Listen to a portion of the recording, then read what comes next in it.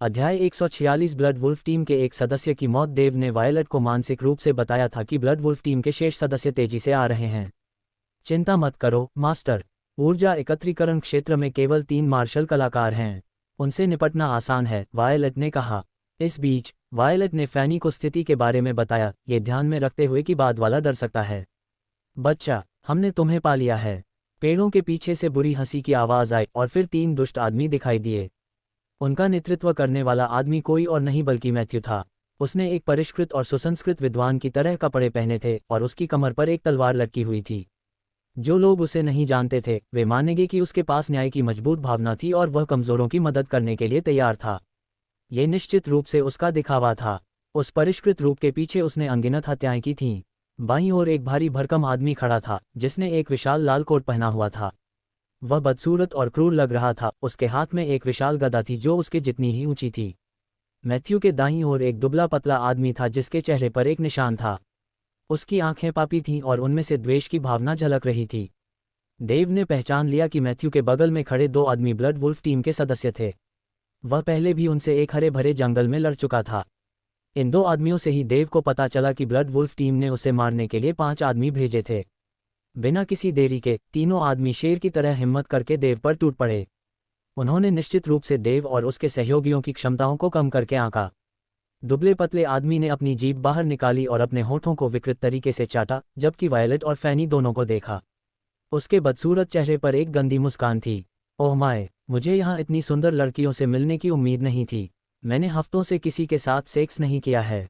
यह मज़ेदार होने वाला है। ब्लड वुल्फ टीम के सदस्य तीनों की प्रतिक्रिया देखकर हैरान रह गए। घबराने के बजाय वे निश्चित रूप से शांत और संयमित दिख रहे थे, स्थिति के बारे में जरा भी चिंतित नहीं थे। और भी उनके चेहरों पर घृणा साफ झलक रही थी, मानो उन्हें पहले से पता था कि 3 आदमी सामने आने वाले हैं। हा, तुम लोग वाकई कमाल हो। अब मैं तुम्हें और अधिक प्रताड़ित करने में दिलचस्पी रखता हूँ। मैं तुम्हें दया की भीख मांगते हुए देखने का इंतजार नहीं कर सकता, भारी भरकम आदमी ने कहा। बकवास मत करो, तुम तीनों मुझे कभी दया की भीख मांगने पर मजबूर नहीं कर सकते, देव ने ताना मारा। देव की हिम्मत भरी प्रतिक्रिया पर तीनों पुरुषों के चेहरे खिल गए। भाड़ में जाओ, तुम अभी भी कच्चे हो। इतनी अहंकारी बातें करने की तुम्हारी हिम्मत कैसे हुई? भारी भरकम आदमी ने गरजते हुए कहा। अपने साथियों में उसका स्वभाव सबसे ज्यादा विस्फोटक था। अचानक उसका आभामंडल जानलेवा हो गया, किसी भी पल मारने के लिए तैयार। उसने अपना दाहिना हाथ उठाया और देव पर गदा लहराए। देव से कहीं ज्यादा लंबे और लंबे शरीर के साथ उसने अपनी प्राणशक्ति को खत्म कर दिया और देव पर वार करता रहा, उसे चकनाचूर कर देना चाहता था। इससे पहले कि उसका हथियार देव पर गिरता, एक तीव्र प्राणशक्ति चीख उठी और देव के कपड़े और बाल तेज हवा से हिलने लगे। बच्चे, तुम्हें अपने अहंकार की कीमत चुकानी पड़ेगी, भारी भरकम आदमी ने चिल्लाया। वह गुस्से से उबल रहा था। हाँ, तुम तीनों मुझे उपदेश देने के योग्य नहीं हो, देव ने शांति से जवाब दिया, जैसे कि उसने गदा को अपनी ओर उड़ते हुए नहीं देखा हो। उसने अपनी दाहिनी मुट्ठी को कसकर बंद किया और अपनी पूरी ताकत लगाई जो 1000 पाउंड के बराबर थी। लगातार चटकने की आवाज़ के साथ उसका दाहिना हाथ तुरंत मजबूत हो गया और पहले से ज्यादा मजबूत और मांसल हो गया। भाड़ में जाओ, देव ने गदा की ओर मुक्का फेंकते हुए चिल्लाया और एक अप्रतिरोध्य बल के साथ उस पर वार किया। धमाका, देव की मुट्ठी और उस भारी भरकम आदमी की गदा टकराए। गदा उस भारी भरकम आदमी के साथ पीछे की ओर उड़ गई। पूरी तरह से फेंके जाने के बल का विरोध करने की कोशिश करते हुए उसके पैरों ने जमीन पर गहरे निशानों की 2 लाइनें छोड़ दीं। एक कराह के साथ उसने मुंह से खून थूक दिया। उसके चेहरे पर अविश्वास साफ झलक रहा था। उसे यकीन नहीं हो रहा था कि उसे एक बदमाश ने हरा दिया है, सिर्फ एक वार में। अब जब देव का हमला काम कर गया तो उसने स्थिति का फायदा उठाने का फैसला किया। वह आगे बढ़ा और उस भारी भरकम आदमी के सामने खड़ा हो गया जिसने अभी अभी खुद को संभाला था। सब कुछ इतना तेज था कि बाकी दर्शक समझ ही नहीं पाए कि क्या हुआ। अच्छा, चलो मुझसे लड़ो, देव ने कहा। यह स्पष्ट था कि उसे लड़ाई पसंद थी। उसने एक के बाद एक उस मोटे आदमी पर और मुक्के बरसाए। हर वार इतना जोरदार और भयानक था कि उसके आसपास की हवा भी मुड़ गई और चीखने लगी। धमाका, धमाका, धमाका, धमाका। देव ने कुछ ही सेकंड में 4 मुक्के मारे। उसकी मुठियां उस मोटे आदमी की गदा से टकराईं, जिससे बहरा कर देने वाली आवाजें निकलीं। हर बार जब वह मुक्का मारता तो वह मोटा आदमी एक कदम पीछे हट जाता, वह उसकी भयंकर ताकत को झेल नहीं पाता।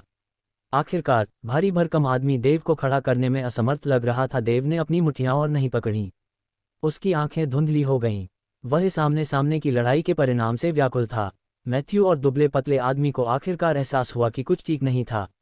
अरे चलो उसकी मदद करते हैं, मैथ्यू ने अपने आखिरी सुरक्षित साथी से बात करते हुए चिल्लाया, लेकिन बहुत देर हो चुकी थी। मर जाओ, देव ने पूरी ताकत से चिल्लाया जिससे पक्षियों का झुंड उड़ गया।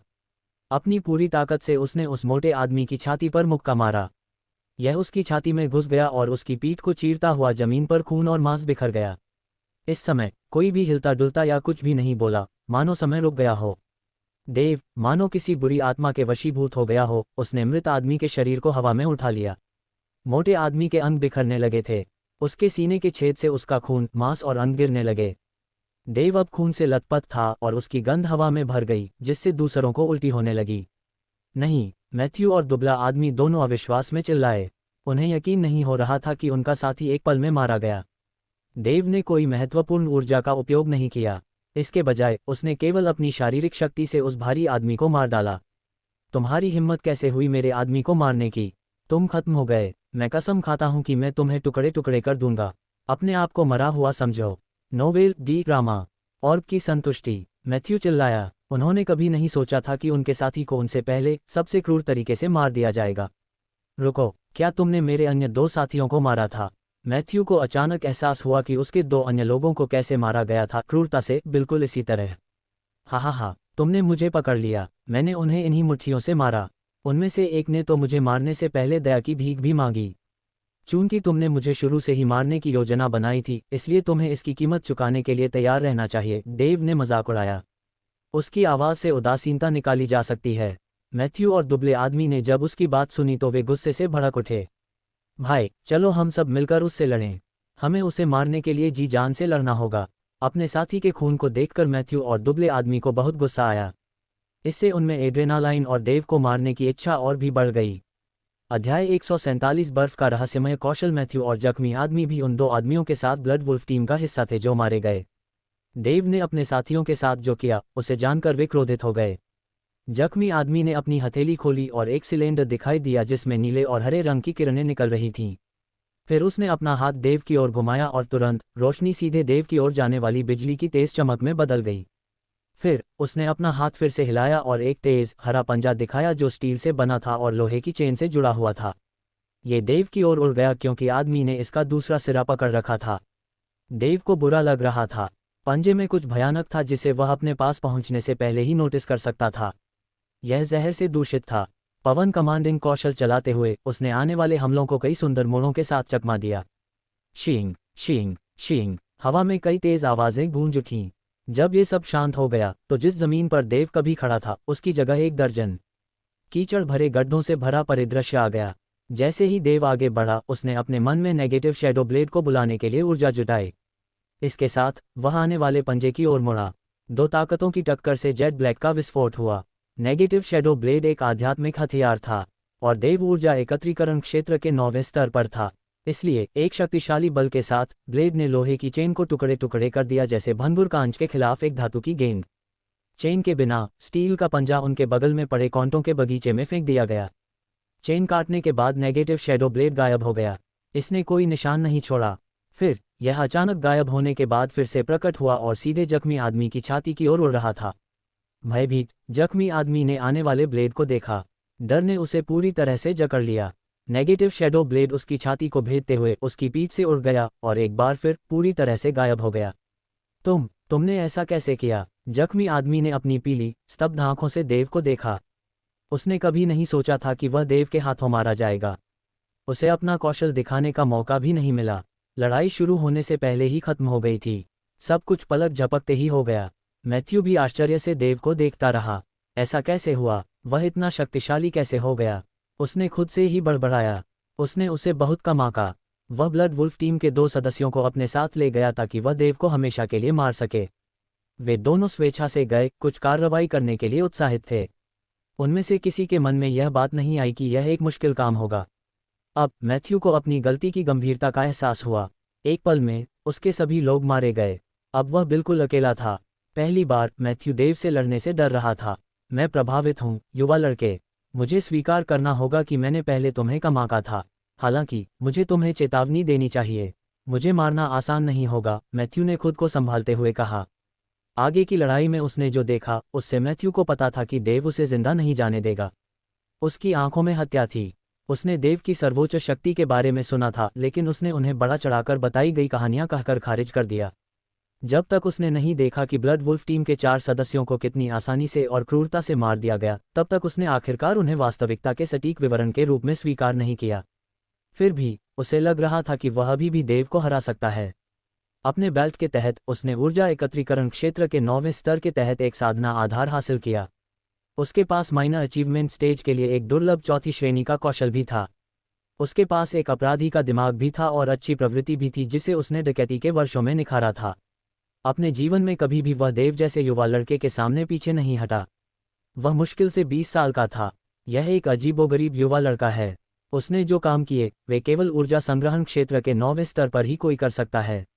अगर मुझे सही से याद है तो उसका साधना आधार ऊर्जा संग्रहण क्षेत्र के 7वें स्तर पर ही था जब वह ग्रैंड डेसोलेशन माउंटेन के बाहरी क्षेत्र में पहुंचा। उसकी प्रगति आश्चर्यजनक है। मुझे लगता है कि उसने इस पर्वत पर पाया गया एक बहुत शक्तिशाली पदार्थ खाया होगा। यही वह चीज़ होगी जिसने उसे 2 स्तरों को पार करने और तुरंत 9वें स्तर में प्रवेश करने में सक्षम बनाया, साथ ही साथ अपार शारीरिक शक्ति भी प्राप्त की।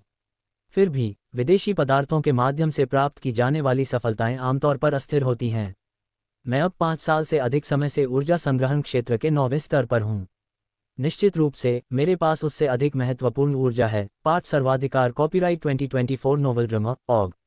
मैथ्यू ने सोचा। उसने अपने विचारों पर बहुत देर तक विचार किया और तब तक वह उस उत्तर पर पहुंचा जो उसके लिए सार्थक था। मुझे इस युवक से क्यों डरना चाहिए? उसे एहसास हुआ। इन विचारों के साथ मैथ्यू का आत्मविश्वास बढ़ा और उसकी शुरुआती झिझक पूरी तरह से गायब हो गई। अब देव से उसका डर बेवकूफ़ी भरा और अतार्किक लग रहा था। युवक, तुम आज मरने वाले हो, उसने चेतावनी दी। अगर मैथ्यू को पता होता कि उसने स्थिति का कितना सही अनुमान लगाया था और देव ने जो पदार्थ दिया था वह कितना सटीक था। वह जो हासिल करने में कामयाब रहा वह कोई और नहीं बल्कि दिव्य ऊर्जा जिनसेंग थी, वही चीज़ जिसे योद्धा ग्रैंड डेसोलेशन माउंटेन में खोजते थे। क्या इससे वह स्थिति से निपटने के तरीके को बदल देगा? मैथ्यू देव के पास जाने लगा। वह उसकी ओर ऐसी गति से चला जो धीरे धीरे उसके ठंडे इरादे के साथ बढ़ती गई। जैसे जैसे वह आसमान से गिरती बर्फ के बीच से गुजरता गया, उसका गुस्सा और भी बढ़ता गया। वह उसे मारने वाला था, ये तय था। उसने पहले से ही अपनी आंखों के सामने ये सब होते हुए देखा। देव का खून उनके चारों ओर की बर्फ को दाग रहा था। क्रैक क्रैक, जैसे ही वह आगे बढ़ा, उसके बगल की शाखाएं और उसके नीचे की घास सख्त होने लगी। कुछ ही सेकंड में बर्फ ने उन्हें पूरी तरह से ढक लिया। बर्फ मोटी हो गई और हवा और भी ठंडी हो गई। हरा जीवंत जंगल बर्फ का एक उजाड़ किला बन गया। ये देखकर कि उसका चौथी कक्षा का मार्शल आर्ट कौशल कितना प्रभावी था, मैथ्यू का आत्मविश्वास बढ़ा। उसे और भी यकीन हो गया कि उसका पलड़ा भारी है। उसने अपनी आंखों में भूख के साथ देव को देखा। उसके पैर बर्फ पर ऐसे गिरे कि उसकी आवाज़ गूंज उठी। लड़ाई शुरू होने वाली थी। छोटे कमीने, तुम इस दुनिया की वास्तविकताओं को समझने के लिए बहुत छोटे हो। हमारी ब्लड वुल्फ टीम के 4 सदस्यों को मारने की तुम्हारी हिम्मत कैसे हुई? क्या तुमने जीने की इच्छा खो दी? कितना अफसोस है। फिर भी मैं एक दयालु व्यक्ति हूँ। आज मैं तुम्हारे बेकार अस्तित्व को समाप्त करने में तुम्हारी मदद करूंगा। मेरे बर्फ के रहस्यमय कौशल का आनंद लो, मैथ्यू ने चिल्लाते हुए कहा, जैसे ही उसने अपनी महत्वपूर्ण ऊर्जा को बुलाया और अपने शरीर से ठंडी हवा का उत्सर्जन किया। एक पल में उनके आसपास का ठंडा तापमान और भी कम हो गया। द कोल्ड इंटेंट, उसने अभी अभी लेवल 2 कोल्ड इंटेंट को उतारा है। ये देखने लायक एक असाधारण कौशल है। ऊर्जा एकत्र करने वाले क्षेत्र के तहत एक योद्धा अगर कोल्ड इंटेंट जैसी शक्तिशाली चीज को संभालने के लिए पर्याप्त मजबूत नहीं होता तो वह जमकर मर सकता था। देव ने मैथ्यू की शक्ति का प्रदर्शन देखते हुए सोचा। वायलट और फैनी ने भी अपने चेहरे पर बर्फीली हवा महसूस की। वायलट ने अपनी दानव ऊर्जा को इकट्ठा किया और इसका इस्तेमाल अपने शरीर से कोल्ड इंटेंट को बाहर निकालने के लिए किया। हालांकि फैनी ऊर्जा एकत्रीकरण क्षेत्र के 7वें स्तर पर ही थी। मैथ्यू के रहस्यमय बर्फ कौशल को संभालना उसके लिए मुश्किल था। उसने अपने हाथों से अपने शरीर को ढक लिया और बुरी तरह कांप उठी। अनजाने में वह कांप उठी और उसके दांत किटकिटाने लगे। फैनी की स्थिति को देखते हुए वायलट ने उसे अपनी दानव शक्ति से ढके क्षेत्र की ओर खींचा। तभी फैनी अपने शरीर में खोई हुई गर्मी को वापस पाने में कामयाब हुई। वह पहाड़ की तरह जमीन पर मजबूती से खड़ा था, जैसे कि उग्र मैथ्यू उसके पास आ रहा था। बर्फीली हवा उसके चेहरे पर जोर से चल रही थी। उसके बालों, उसकी त्वचा और उसके कपड़ों पर छोटे छोटे बर्फ के टुकड़े चिपक गए। कुछ ही सेकंड में देव पूरी तरह बर्फ से ढक गया। हालांकि देव को ठंड नहीं लगी। उसने अपने शरीर को गर्म रखने के लिए अपनी प्राणशक्ति का इस्तेमाल किया। उसके अमृत क्षेत्र में संग्रहित हल्की सुनहरी प्राणशक्ति उसके पेट से लेकर उसके शरीर के हर अंग में फैल गई। उसके अमृत क्षेत्र में उसकी प्राणशक्ति लगभग उसकी मुट्ठी जितनी बड़ी थी। अभी वह जिस ओर भी उसे निर्देशित करता वह वहां बह जाती। धीरे धीरे ये फैलती गई। इससे प्रकाश की किरणें निकलती जो गर्म और गर्म होती जाती, जैसे कि सुबह का कोमल सूरज धीरे धीरे एक हिंसक जलती हुई आग के गोले में बदल रहा हो। गर्मी इतनी तीव्र हो गई कि ऐसा लगा जैसे सब कुछ पिघल रहा है। देव के दिमाग में शब्द कौंधे। स्वर्ण सूर्य शास्त्र ब्रह्मांड में सबसे शक्तिशाली और प्रबल तत्व है। इसकी शक्ति अदम्य है और इसे केवल सबसे शक्तिशाली प्राणियों द्वारा ही नियंत्रित किया जा सकता है। ये पाठ से एक अंश था जो स्वर्ण सूर्य शास्त्र का परिचय देता है। ये वाक्य निश्चित रूप से स्वर्ण सूर्य शास्त्र की शक्ति का अतिशयोक्ति नहीं है, देव ने सोचा। उसके शरीर के अंदर गर्मी बढ़ने लगी। फिर उसने स्वर्ण सूर्य शास्त्र के पवित्र श्लोकों का जाप करना जारी रखा। उसकी त्वचा से गर्मी धीरे धीरे बाहर जाने लगी। तुरंत एक गर्म हवा ने उसे घेर लिया, मैथ्यू द्वारा उत्पन्न बर्फ को पिघला दिया। यह उस समय की कठोर सर्दियों की बर्फ की तरह लग रही थी जब वसंत की धूप आसमान पर हावी होने लगी थी। कुछ ही सेकंड में वे पूरी तरह से पिघल गए। मैथ्यू का आइस मिस्टीरियस स्किल देव के शक्तिशाली गोल्डन सन शास्त्र के सामने शून्य हो गया। हा, आइस मिस्टीरियस स्किल, बस इतना ही। मुझे उम्मीद थी कि यह और भी शानदार होगा। यह एक फ्लॉप के अलावा कुछ नहीं था। इसमें इतना खास क्या है? इसे पहले स्थान पर मिस्टीरियस स्किल क्यों कहा जाए? देव ने जोर से हंसते हुए मजाक किया। फिर उसने मैथ्यू की ओर एक स्पिरिचुअल सेंस फ्लाइंग नीडल भेजा। उसी समय उसने अपने ट्विन शैडो ब्लेड्स को भी अपने दिमाग में अपने पीछे प्रकट होने के लिए बुलाया। टेलीपैथी के माध्यम से एक त्वरित आदेश के साथ ट्विन शैडो ब्लेड्स काले और लाल रंग की चमक में मैथ्यू की ओर तेजी से बढ़े। यह असंभव है। आपने इतनी गर्मी का उपयोग करने वाले कौशल को विकसित करने का प्रबंधन कैसे किया? मैथ्यू ने दहाड़ लगाए। वह बहुत हैरान था। अध्याय 148 the flower dragon array. Matthew ने सोचा कि जब तक वह अपने आइस मिस्टीरियस कौशल का उपयोग करता है, देव की चाल काफी प्रभावित होगी। देव जम जाएगा और उसकी हरकतें ठंड से बाधित होंगी। लेकिन घटनाओं ने इसके विपरीत दिखाया। मैथ्यू के आइस मिस्टीरियस कौशल का देव की साधना पद्धति से कोई मुकाबला नहीं था। मैथ्यू के आइस मिस्टीरियस कौशल द्वारा लगातार हमलों का सामना करने के बावजूद देव बिना पसीना बहाए बस उसका मुकाबला कर रहा था। पूरी तरह से भ्रमित मैथ्यू को अचानक लगा कि उसका सिर दर्द करने लगा है। दर्द इतना ज्यादा था कि वह युद्ध पर ध्यान केंद्रित करना भूल गया। फिर खतरे की भावना ने उसे घेर लिया क्योंकि उसने दो खंजर, एक लाल और एक काला, लगभग उसकी छाती पर कहीं से भी एक साथ दिखाई दिए। तुम्हारी हिम्मत कैसे हुई ऐसा करने की? मैथ्यू गुस्से से चिल्लाया। उसके दोनों हाथ लगातार आगे बढ़े और दो बर्फ के दर्पण खंजरों को रोकने के लिए एक ढाल का रूप ले लिया। बैंग बैंग, बर्फ के दर्पण फट गए थे। दो डगमगाने वालों की सुपर हीट महत्वपूर्ण ऊर्जा के साथ बर्फ के टुकड़े जमीन पर पिघलने से पहले हवा में गायब हो गए थे। देव के गोल्डन सन शास्त्र ने मैथ्यू के आइस मिस्टीरियस कौशल को प्रभावित किया। इसलिए मैथ्यू को देव को हराने की इच्छा नहीं हुई जब उनकी महत्वपूर्ण ऊर्जा एक दूसरे से टकराए। मैथ्यू का चेहरा पीला पड़ गया और वह इतना भयभीत था कि वह निराशा में था। देव के लिए उसे मारना बहुत आसान था। जैसा कि अपेक्षित था, लाल खंजर और काले खंजर ने दो बर्फ के दर्पणों को तोड़ने के बाद मैथ्यू के कंधों को काट दिया। ट्विन शैडो ब्लेड्स के पास हमला करने का एक अजीब तरीका था और मैथ्यू इससे निपट नहीं सकता था। वह भाग्यशाली था कि उसने खंजरों को चकमा दिया और अपने शरीर को गंभीर रूप से घायल होने से बचा लिया, अन्यथा उसकी छाती पूरी तरह से कटी हुई होती। देव आगे बढ़ा और एक सेकंड में मैथ्यू के सामने चमक गया। मैथ्यू के डर में देव ने उसे बारी बारी से अपनी मुट्ठियों से जकड़ा, हजारों पाउंड की ताकत लगाए। मार्शल आर्ट कौशल की तुलना में जो महत्वपूर्ण ऊर्जा का उपयोग करते थे, जिसका उपयोग अक्सर लंबी दूरी के लिए किया जाता था, देव ने अपने दुश्मन के खिलाफ करीबी मुकाबले में अपनी शुद्ध ताकत से लड़ना पसंद किया। एक कारण ये था कि विशुद्ध शारीरिक शक्ति उसकी महत्वपूर्ण ऊर्जा का अधिक उपभोग नहीं करती थी, जिससे वह अधिक समय तक टिक पाता था और लंबी लड़ाई के बाद जल्दी ठीक हो जाता था। दूसरा कारण ये था कि जब वह किसी प्रतिद्वंद्वी से लड़ता था तो उसकी त्वरित शारीरिक हरकतें ताकत और दृढ़ता को प्रकट करती थीं, जिससे उसे पसीने से तरबतर महसूस होता था। मैथ्यू की आत्मा तब पीछे हटने लगी जब उसका आत्मविश्वास पूरी तरह से खत्म हो गया था। वह केवल एक के बाद एक बर्फ की ढाल बना सकता था ताकि देव के मुक्के को रोका जा सके। अंत में जब देव ने 10वीं बार जोरदार मुक्का मारा, मैथ्यू अब अपना बचाव नहीं कर सका। वह असहाय था क्योंकि उसने देव की मुट्ठियों को अपनी ओर आते देखा। तुम मुझे नहीं मार सकते।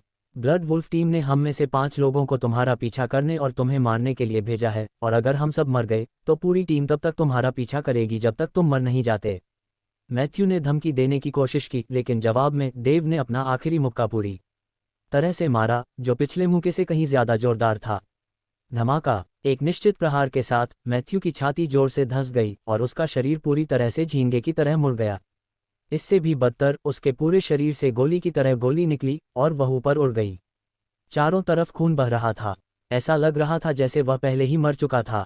ग्रैंड डेसोलेशन माउंटेन के बाहरी हिस्से में देव का पीछा करने के लिए ब्लड वुल्फ टीम द्वारा भेजे गए सभी 5 आदमी देव द्वारा मारे गए थे। देव को देखते ही वायलट और फैनी दोनों ही उसे पूरी तरह से हत्या करने के इरादे से देखने के लिए अपने विचारों में खो गईं। उसके चेहरे और मुद्रा पर खून की लालसा साफ दिखाई दे रही थी। वह बिल्कुल अलग व्यक्ति लग रहा था। फैनी की आंखों में प्रशंसा के भाव थे। तुम इस लड़ाई के बारे में क्या सोचती हो? तुम्हारी आंखें बहुत चमक रही हैं। क्या तुम्हें मेरे मालिक से प्यार हो गया है? फैनी से एक कदम दूर जाते हुए वायलट ने हंसते हुए फैनी को चिढ़ाया। वायलट, तुम किस बारे में बात कर रही हो? कौन अपने सही दिमाग में उससे प्यार करेगा? फैनी ने ठहाका लगाया और खेल खेल में वायलट को थप्पड़ मारा। लड़कियां इतनी खुशी से झूमने लगी कि उनके मालिक और दोस्त ने शक्तिशाली विरोधियों के खिलाफ लड़ाई जीत ली थी। देव फिर ब्लड वुल्फ टीम के 3 सदस्यों के शवों की ओर चला गया और 3 स्पेस रिंग्स को हटाकर अपने स्पेस रिंग में रख दिया। लड़ाई के बाद जगह पूरी तरह से अस्त व्यस्त हो गई थी। पेड़ गिर गए थे और टुकड़े टुकड़े हो गए थे। जड़ें मिट्टी से पूरी तरह से निकल गई थीं। पत्तियां हर जगह बिखरी हुई थीं और कुछ गिरते हुए फूल अभी भी हवा में नाच रहे थे। देव ने 3 स्पेस रिंग्स को हटाने के बाद वह वायलट और फैनी की ओर चला गया। कुछ कदम आगे बढ़ने पर उसके चेहरे पर फूल गिरे। इससे वह कांप उठा और अचानक रुक गया। उसकी आध्यात्मिक समझ हमेशा की तरह तेज थी और इसने कुछ ठंडा एहसास दिया था जिसने उसे अभिभूत कर दिया था। उसे लगा कि जंगल का माहौल पूरी तरह बदल गया है। उस क्षेत्र में कुछ अजीब शक्ति मंडरा रही थी जो पहले मौजूद नहीं थी। देव गंभीर और सतर्क हो गया। उसने अपना सिर उठाया और उस जगह को देखा जो थोड़ी सी खाली हो गई थी। रहस्यमयी शक्ति के प्रकट होने की धुंधली आवाज़। कुछ तो गड़बड़ थी। खतरा चारों ओर मंडरा रहा था, हमला करने के लिए सही समय का इंतजार कर रहा था। हालांकि देव की आध्यात्मिक समझ तेज थी, लेकिन वह ये नहीं बता पाया कि वह शक्ति क्या थी। लेकिन फिर भी उसे पता था कि कुछ होने वाला है, कुछ होने वाला है। देव ने अपनी मुट्ठियां भींच लीं और उसकी काली आंखें तीखी हो गईं। फिर उसने अपना सिर उठाया और उसकी ठंडी आवाज़ पूरे जंगल में गूंज उठी। कौन है? कृपया खुद को दिखाओ। वहां एक पत्थर जैसी खामोशी छा गई। कोई जवाब नहीं आया और माहौल और भी ठंडा लग रहा था। बिना किसी के ध्यान में आए हवा में नाचते फूल पहले से ही दोगुने हो गए थे। अब वे अपने पंख फड़फड़ाती हुई असंख्य तितलियों की तरह लग रहे थे। वायलट और फैनी दोनों आश्चर्यचकित थीं जब उन्होंने भी हवा में अचानक बदलाव महसूस किया और देव की चीख सुनी। लड़कियां तुरंत देव के पास पहुंच गईं। मास्टर, क्या हुआ? वायलट ने उत्सुकता से पूछा। कोई छिपा हुआ है और हमें देख रहा है, देव ने जवाब दिया, अभी भी अपनी इंद्रियों को सतर्क रखते हुए और चारों ओर देखते हुए। फैनी ने जमीन पर गिरते फूलों को देखा और जब उसे कुछ एहसास हुआ तो उसने अपने होंठ हल्के से काटे। अचानक देव को लगा कि उसके आसपास कुछ हुआ है। वह गिरते फूलों को ठोस होते और एक तरह की महत्वपूर्ण ऊर्जा शक्ति से भरते हुए देख सकता था। यह नज़ारा देखकर देव अचंभित रह गया और हिल नहीं सका। नाचते हुए फूलों ने अचानक अपनी दिशा बदल ली और कुछ ही सेकंड में देव पर हमला कर दिया। उसे ढकने की कोशिश कर रहा था। Swish swish swish. पहले कुछ फूल देव के चेहरे के करीब फेंके गए। ये दर्दनाक था। उसने जल्द ही अपने शरीर में गर्म तरल के छींटे महसूस किए। देव ने इसे अपने हाथ से पोंछा और मुट्ठी भर खून देखा। वे फूल वास्तव में ब्लेड की तरह तीखे थे। देव ने ठंडे स्वर में कहा। उसने अपनी बाहों में अपनी ताकत जुटानी शुरू कर दी और फूलों पर वार किया। तुरंत फूल सभी दिशाओं में बिखर गए और आसमान भर गया। लेकिन कुछ ही समय में फूल एक साथ इकट्ठा हो गए, गुच्छों में इकट्ठा हो गए और फूलों से बनी एक ड्रैगन आकृति बन गई। ड्रैगन ने अपने पंजे हिलाते हुए और अपने दांत पीसते हुए देव पर हमला किया। धमाका। अपनी भुजाओं की पूरी ताकत से देव ने उसे मुक्का मारकर टुकड़े टुकड़े कर दिया। हालांकि ड्रैगन बनाने वाले फूलों के बिखर जाने के बाद फूल वाला ड्रैगन फिर से एक टुकड़े में सिमट गया। ऐसा लग रहा था कि वे अनंत ऊर्जा से संचालित हो रहे हैं। देव ने भौहें से कुढ़ीं, यह महसूस करते हुए कि उसका हमला बेकार था। अगर वह फूल ड्रैगन को ऐसे ही पीटता रहा तो वह जल्द ही थक जाएगा। संपत्ति नॉवल Dr. ऑग की है। उसने फूल ड्रैगन को 1 बार तोड़ा। उसने फूल ड्रैगन को 2 बार तोड़ा। उसने फूल ड्रैगन को 3 बार तोड़ा। देव ने लगातार हमला किया और परिणाम सभी एक जैसे थे। फूल ड्रैगन बिखर जाता और फिर सब एक टुकड़े में इकट्ठा हो जाता। जब से उसने ओवरलॉर्ड बॉडी रिफाइनिंग फॉर्मूला का अभ्यास किया था, तब से यह उसका शारीरिक रूप से थका हुआ महसूस करने का पहला मौका था। उसने अपने विंड कमांडिंग स्किल का उपयोग करने का फैसला किया और वह कुछ समय के लिए फूल ड्रैगन को चकमा देने की उम्मीद में तेजी से 10 मीटर पीछे हट गया, जिससे उसकी अधिक महत्वपूर्ण ऊर्जा बच गई। हालांकि फूल ड्रैगन जहां भी जाता उसका पीछा करता। आखिरकार विंड कमांडिंग स्किल बेकार थी।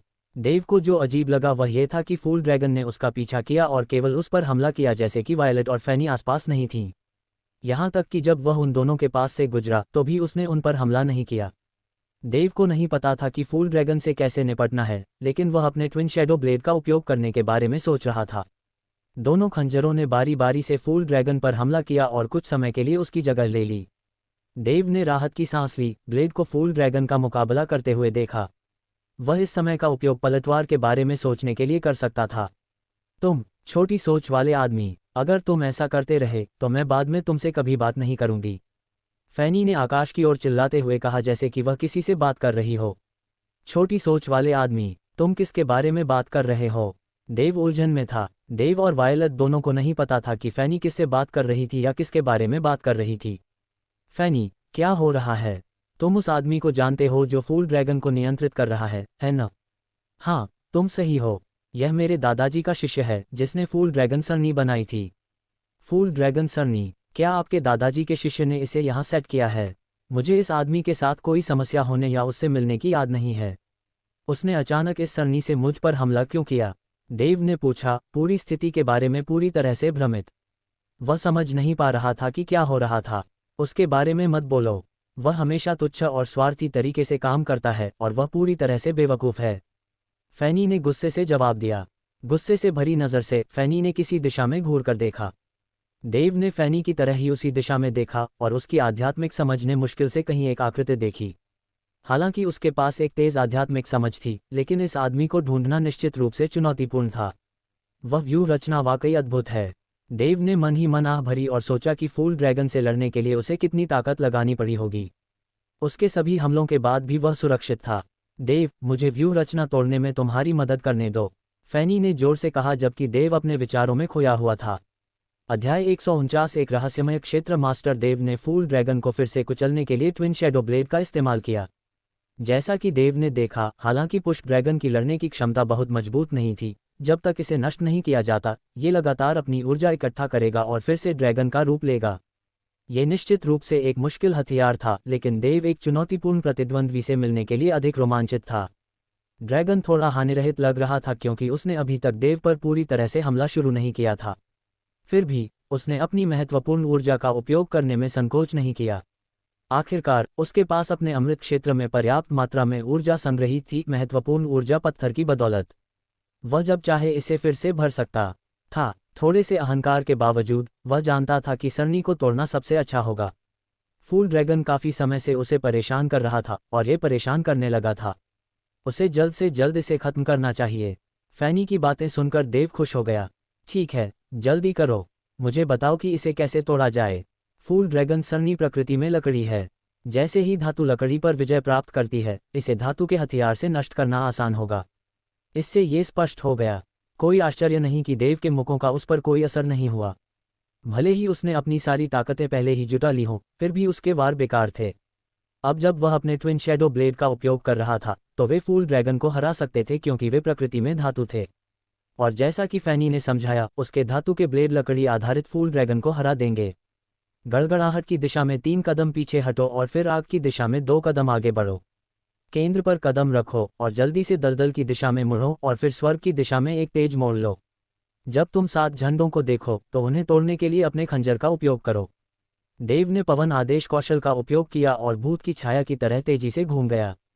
जैसे ही फैनी ने निर्देश दिया, देव तुरंत मौके पर पहुंच गया, जैसे कि हेड पहले से ही जानता था और उसने इसका अभ्यास किया था। फिर देव के ठीक सामने जमीन पर 7 झंडे गाड़े गए। झंडों ने बिग का आकार बनाया। डिपक। देव ने नेगेटिव शैडो ब्लेड को बुलाया और एक झटके में वह उभरकर बिग डिपर की ओर आया। ब्लेड के एक ही वार में सभी 7 एरे झंडे 2 भागों में टूट गए। एक जोरदार चटकने की आवाज आई। यह आवाज एक गोले के टूटने जैसी थी जिसने पूरे स्थान को भर दिया। फिर एक युवक, जो 20 के दशक की शुरुआत में लग रहा था, प्रकट हुआ। ग्रे रंग का परिधान पहने हुए वह आदमी देव के सामने आया, अपनी उभरी हुई काली आंखों से परेशान। फैनी, मुझे विश्वास नहीं हो रहा है कि तुमने मेरे फ्लावर ड्रैगन एरे को नष्ट करने में दूसरे आदमी की मदद की। उसने तुम्हें नाराज करने के लिए कुछ नहीं किया। तुम उस पर हमला क्यों कर रही थी? फैनी ने तिरस्कारपूर्वक जवाब दिया।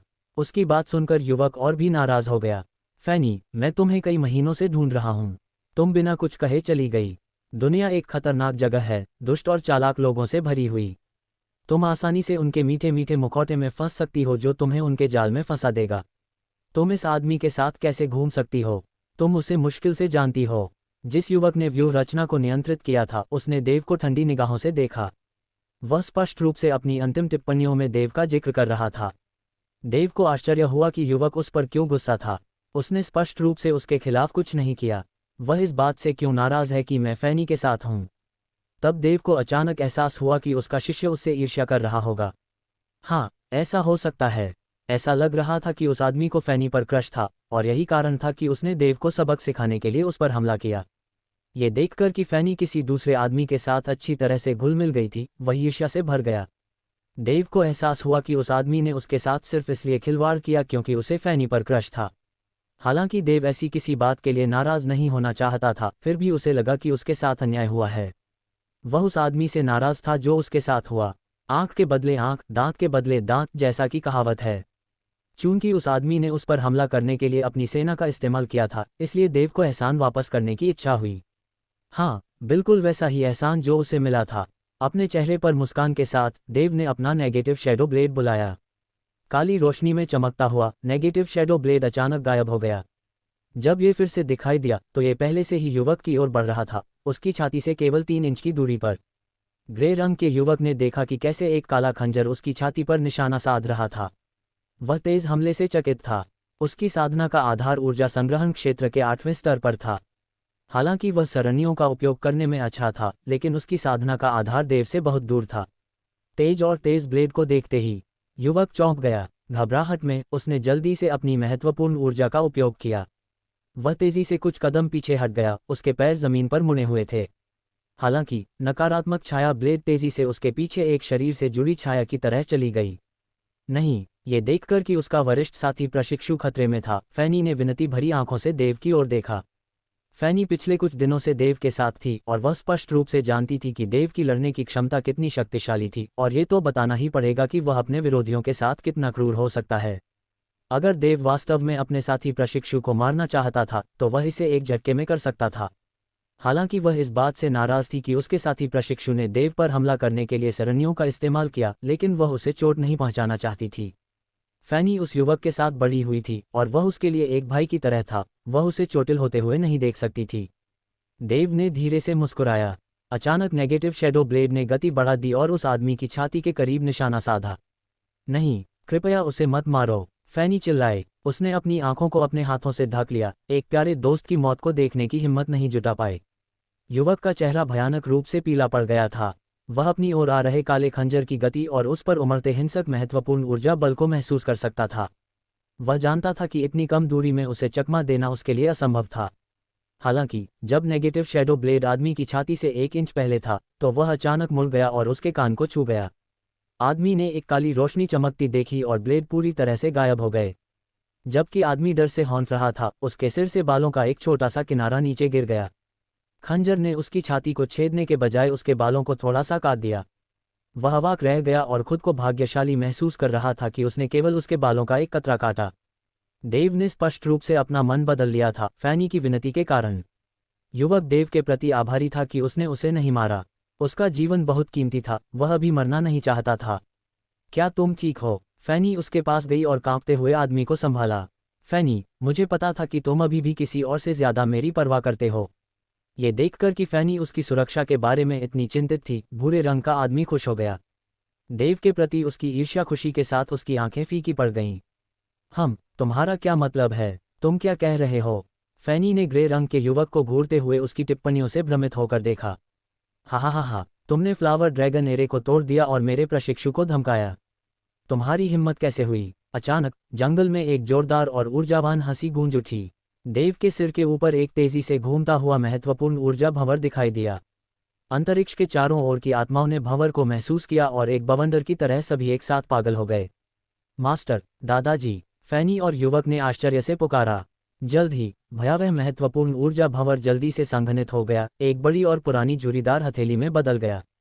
इसने भयानक गति के साथ देव के सिर पर दबाव डाला। एक रहस्यमय क्षेत्र के मास्टर। महत्वपूर्ण ऊर्जा हथेली की भयावह शक्ति में फंसने के कारण देव को लगा कि उसका खून जम गया है और वह हिल नहीं सकता। उसकी महत्वपूर्ण ऊर्जा भी काम नहीं करेगी और इसे और भी बदतर बनाने के लिए उसने महसूस किया कि उसकी सांस भारी हो गई है। केवल एक पृथ्वी क्षेत्र मास्टर ही ऐसी शक्तिशाली रणनीति रख सकता है और इस तरह के अटूट दमन को शुरू कर सकता है। बूढ़ा आदमी निश्चित रूप से एक रहस्यमय क्षेत्र मास्टर है। अध्याय 150 4 तरफा और 8 ट्रिग्राम। मेरे देव ने फैनी से सुना था कि उसके दादा एक अरे विशेषज्ञ थे, लेकिन उन्होंने यह उम्मीद नहीं की थी कि बूढ़ा आदमी मार्शल शोधन में भी कुशल होगा। उस हिंसक हमले के अनुसार फैनी के दादा सूर्य संप्रदाय के प्रमुख थियोन से कम शक्तिशाली नहीं होने चाहिए। हमले का मुकाबला करने के लिए भयभीत और हाथ पांव मारते हुए देव ने स्वर्ण सूर्य शास्त्र को बुलाना शुरू कर दिया। जल्द ही उनकी सुनहरी महत्वपूर्ण ऊर्जा उनके शरीर में प्रवाहित हुई। उनके आश्चर्य के लिए देव के प्रतिक्रिया करने से पहले चमकदार गोले ने बड़ी मात्रा में शुद्ध और स्थिर शक्ति जारी की जो देव की मेरिडियन में प्रवाहित हुई। ऐसा लग रहा था कि जब देव खतरे का सामना कर रहा था तो चमकदार गोले ने स्वचालित रूप से उसकी मदद की। इस रहस्यमय गोले ने अतीत में देव के मार्शल शोधन के दौरान बहुत सारी महत्वपूर्ण ऊर्जा को अवशोषित किया था और अब इसने देव को शुद्ध महत्वपूर्ण ऊर्जा वापस कर दी थी। इस अतिरिक्त सहायता को प्राप्त करने के बाद देव को यह देखकर आश्चर्य हुआ कि वह नाटकीय रूप से राहत पा चुका था। फैनी के दादा ने जो विशाल ताड़ के आकार की प्राणशक्ति बनाई थी, वह जल्दी से अपने पंजों पर उछलकर 10 मीटर पीछे की ओर कूदा और विशाल ताड़ के द्वारा बनाई गई परिधि से मुक्त हो गया। क्या ऐसा लगता है कि तुम एक असाधारण साधना पद्धति सीख रहे हो?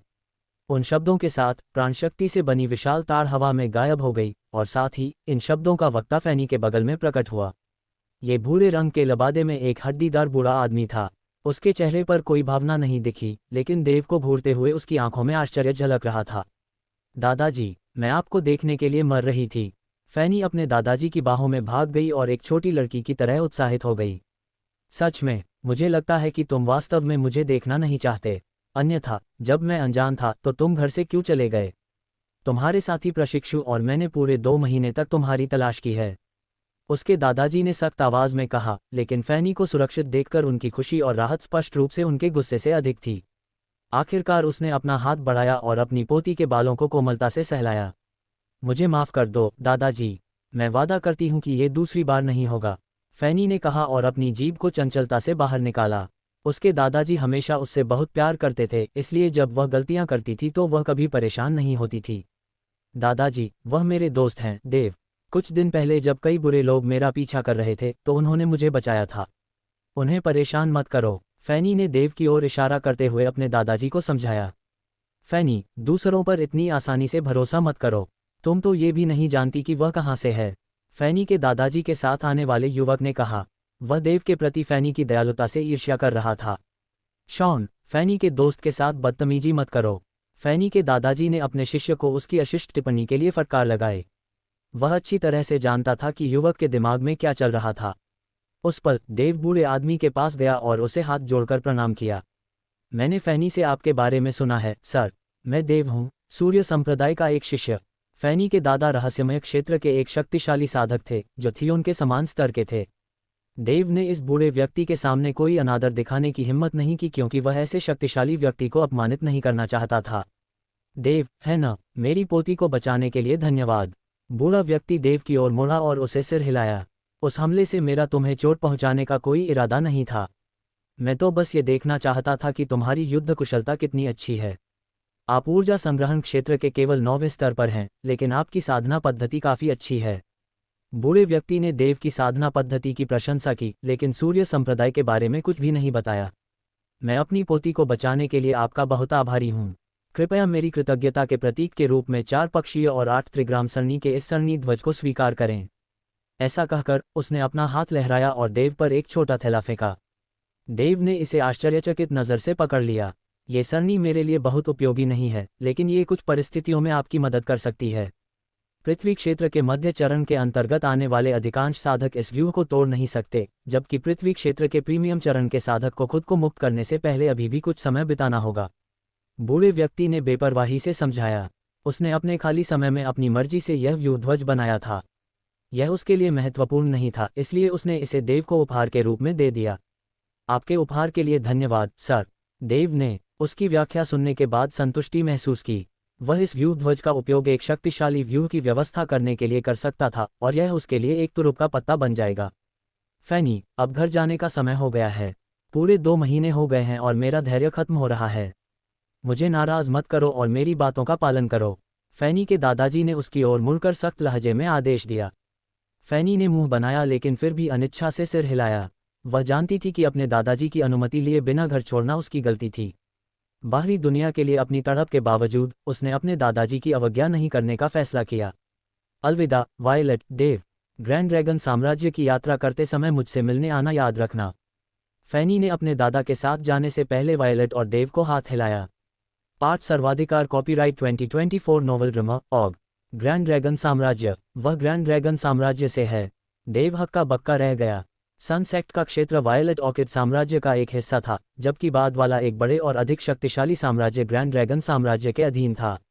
वास्तव में श्रद्धा के एक इशारे के रूप में उनके साम्राज्य को हर साल ग्रैंड ड्रैगन साम्राज्य को श्रद्धांजलि देनी पड़ती थी। कुछ दिनों बाद आउटर ग्रैंड डेसोलेशन माउंटेन के एक क्षेत्र में जहां लेवल 4 शैतानी जानवर और राक्षसी जानवर रहते थे, एक व्यक्ति पूरी गति से भाग रहा था। उसके पीछे जिस व्यक्ति का पीछा जानवर ने किया था वह गुस्से से चिल्लाया। वह देव, जो आउटर ग्रैंड डेसोलेशन माउंटेन में अभ्यास कर रहा था। फैनी के अपने दादा के साथ चले जाने के बाद देव ने पहाड़ों में अकेले यात्रा करना जारी रखा। खुद को मजबूत बनाने के लिए अलग अलग जानवरों से लड़ने के अलावा उसने अपना ज्यादातर समय हवा को नियंत्रित करने का हुनर सीखने में बिताया। वह पैम्फलेट का तीसरा भाग हवा का उपयोग करना सीख रहा था। देव ने पहले 2 भाग हवा को महसूस करना और हवा को जानना समझ लिए थे। तीसरे भाग के लिए वह अपने अभ्यास के दौरान इसकी सामग्री के बारे में उलझन में था। हवा को महसूस करना और हवा को जानना इस शारीरिक गति कौशल के मूल भाग थे। बाकी 3 भाग इस कौशल को पूरी तरह से इस्तेमाल करने की कुंजी थे। 10 दिनों से ज्यादा अभ्यास के बाद देव ने अपने हवा को नियंत्रित करने के हुनर में नई प्रगति हासिल की थी और तेजी से आगे बढ़ सकता था। वह अब एक कदम से 20 मीटर आगे बढ़ सकता था। अपनी शानदार गति, ऊर्जा एकत्र करने के क्षेत्र के स्तर 9 पर अपनी नई प्राप्त शक्ति और अपने शक्तिशाली हथियार ट्विन शैडो ब्लेड्स के साथ देव को स्तर 3 जानवरों के रहने वाले क्षेत्र में कोई चुनौती नहीं मिली और उसने आसानी से उनमें से दर्जनों को मार डाला। वह आखिरकार एक सनक में लेवल 4 जानवरों के रहने वाले क्षेत्र में आ गया। जल्द ही वहां उन जानवरों का सामना करते समय उसे बहुत दबाव महसूस हुआ और उसे एहसास हुआ कि वह भी ग्रेड 4 जानवरों की तुलना में कमजोर था। फिर भी ये तथ्य कि पृथ्वी क्षेत्र के अधिकांश साधकों को उन जानवरों से बचना था, उसकी हताशा को संतुलित करता है। आखिरकार वह ऊर्जा एकत्रीकरण क्षेत्र का केवल 9वां स्तर था।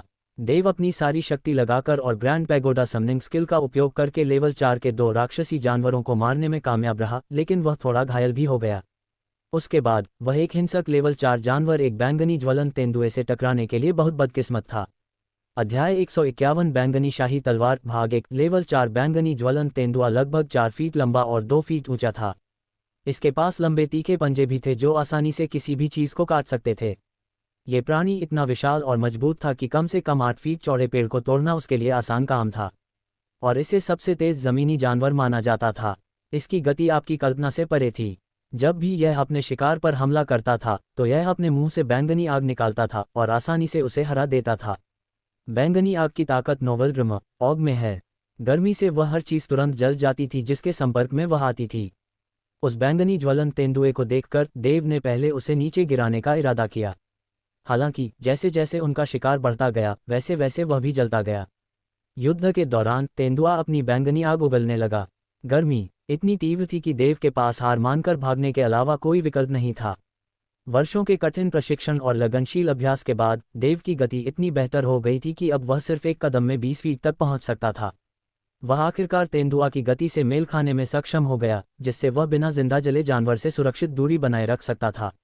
वह कल्पना भी नहीं कर सकता था कि 1 महीने पहले उसके साथ क्या हो सकता था, जब वह सिर्फ 10 फीट की दूरी ही दौड़ सकता था। अब उसके पास कोई मौका नहीं हो सकता था और वह तेंदुआ के लिए भुना हुआ मांस बन सकता था।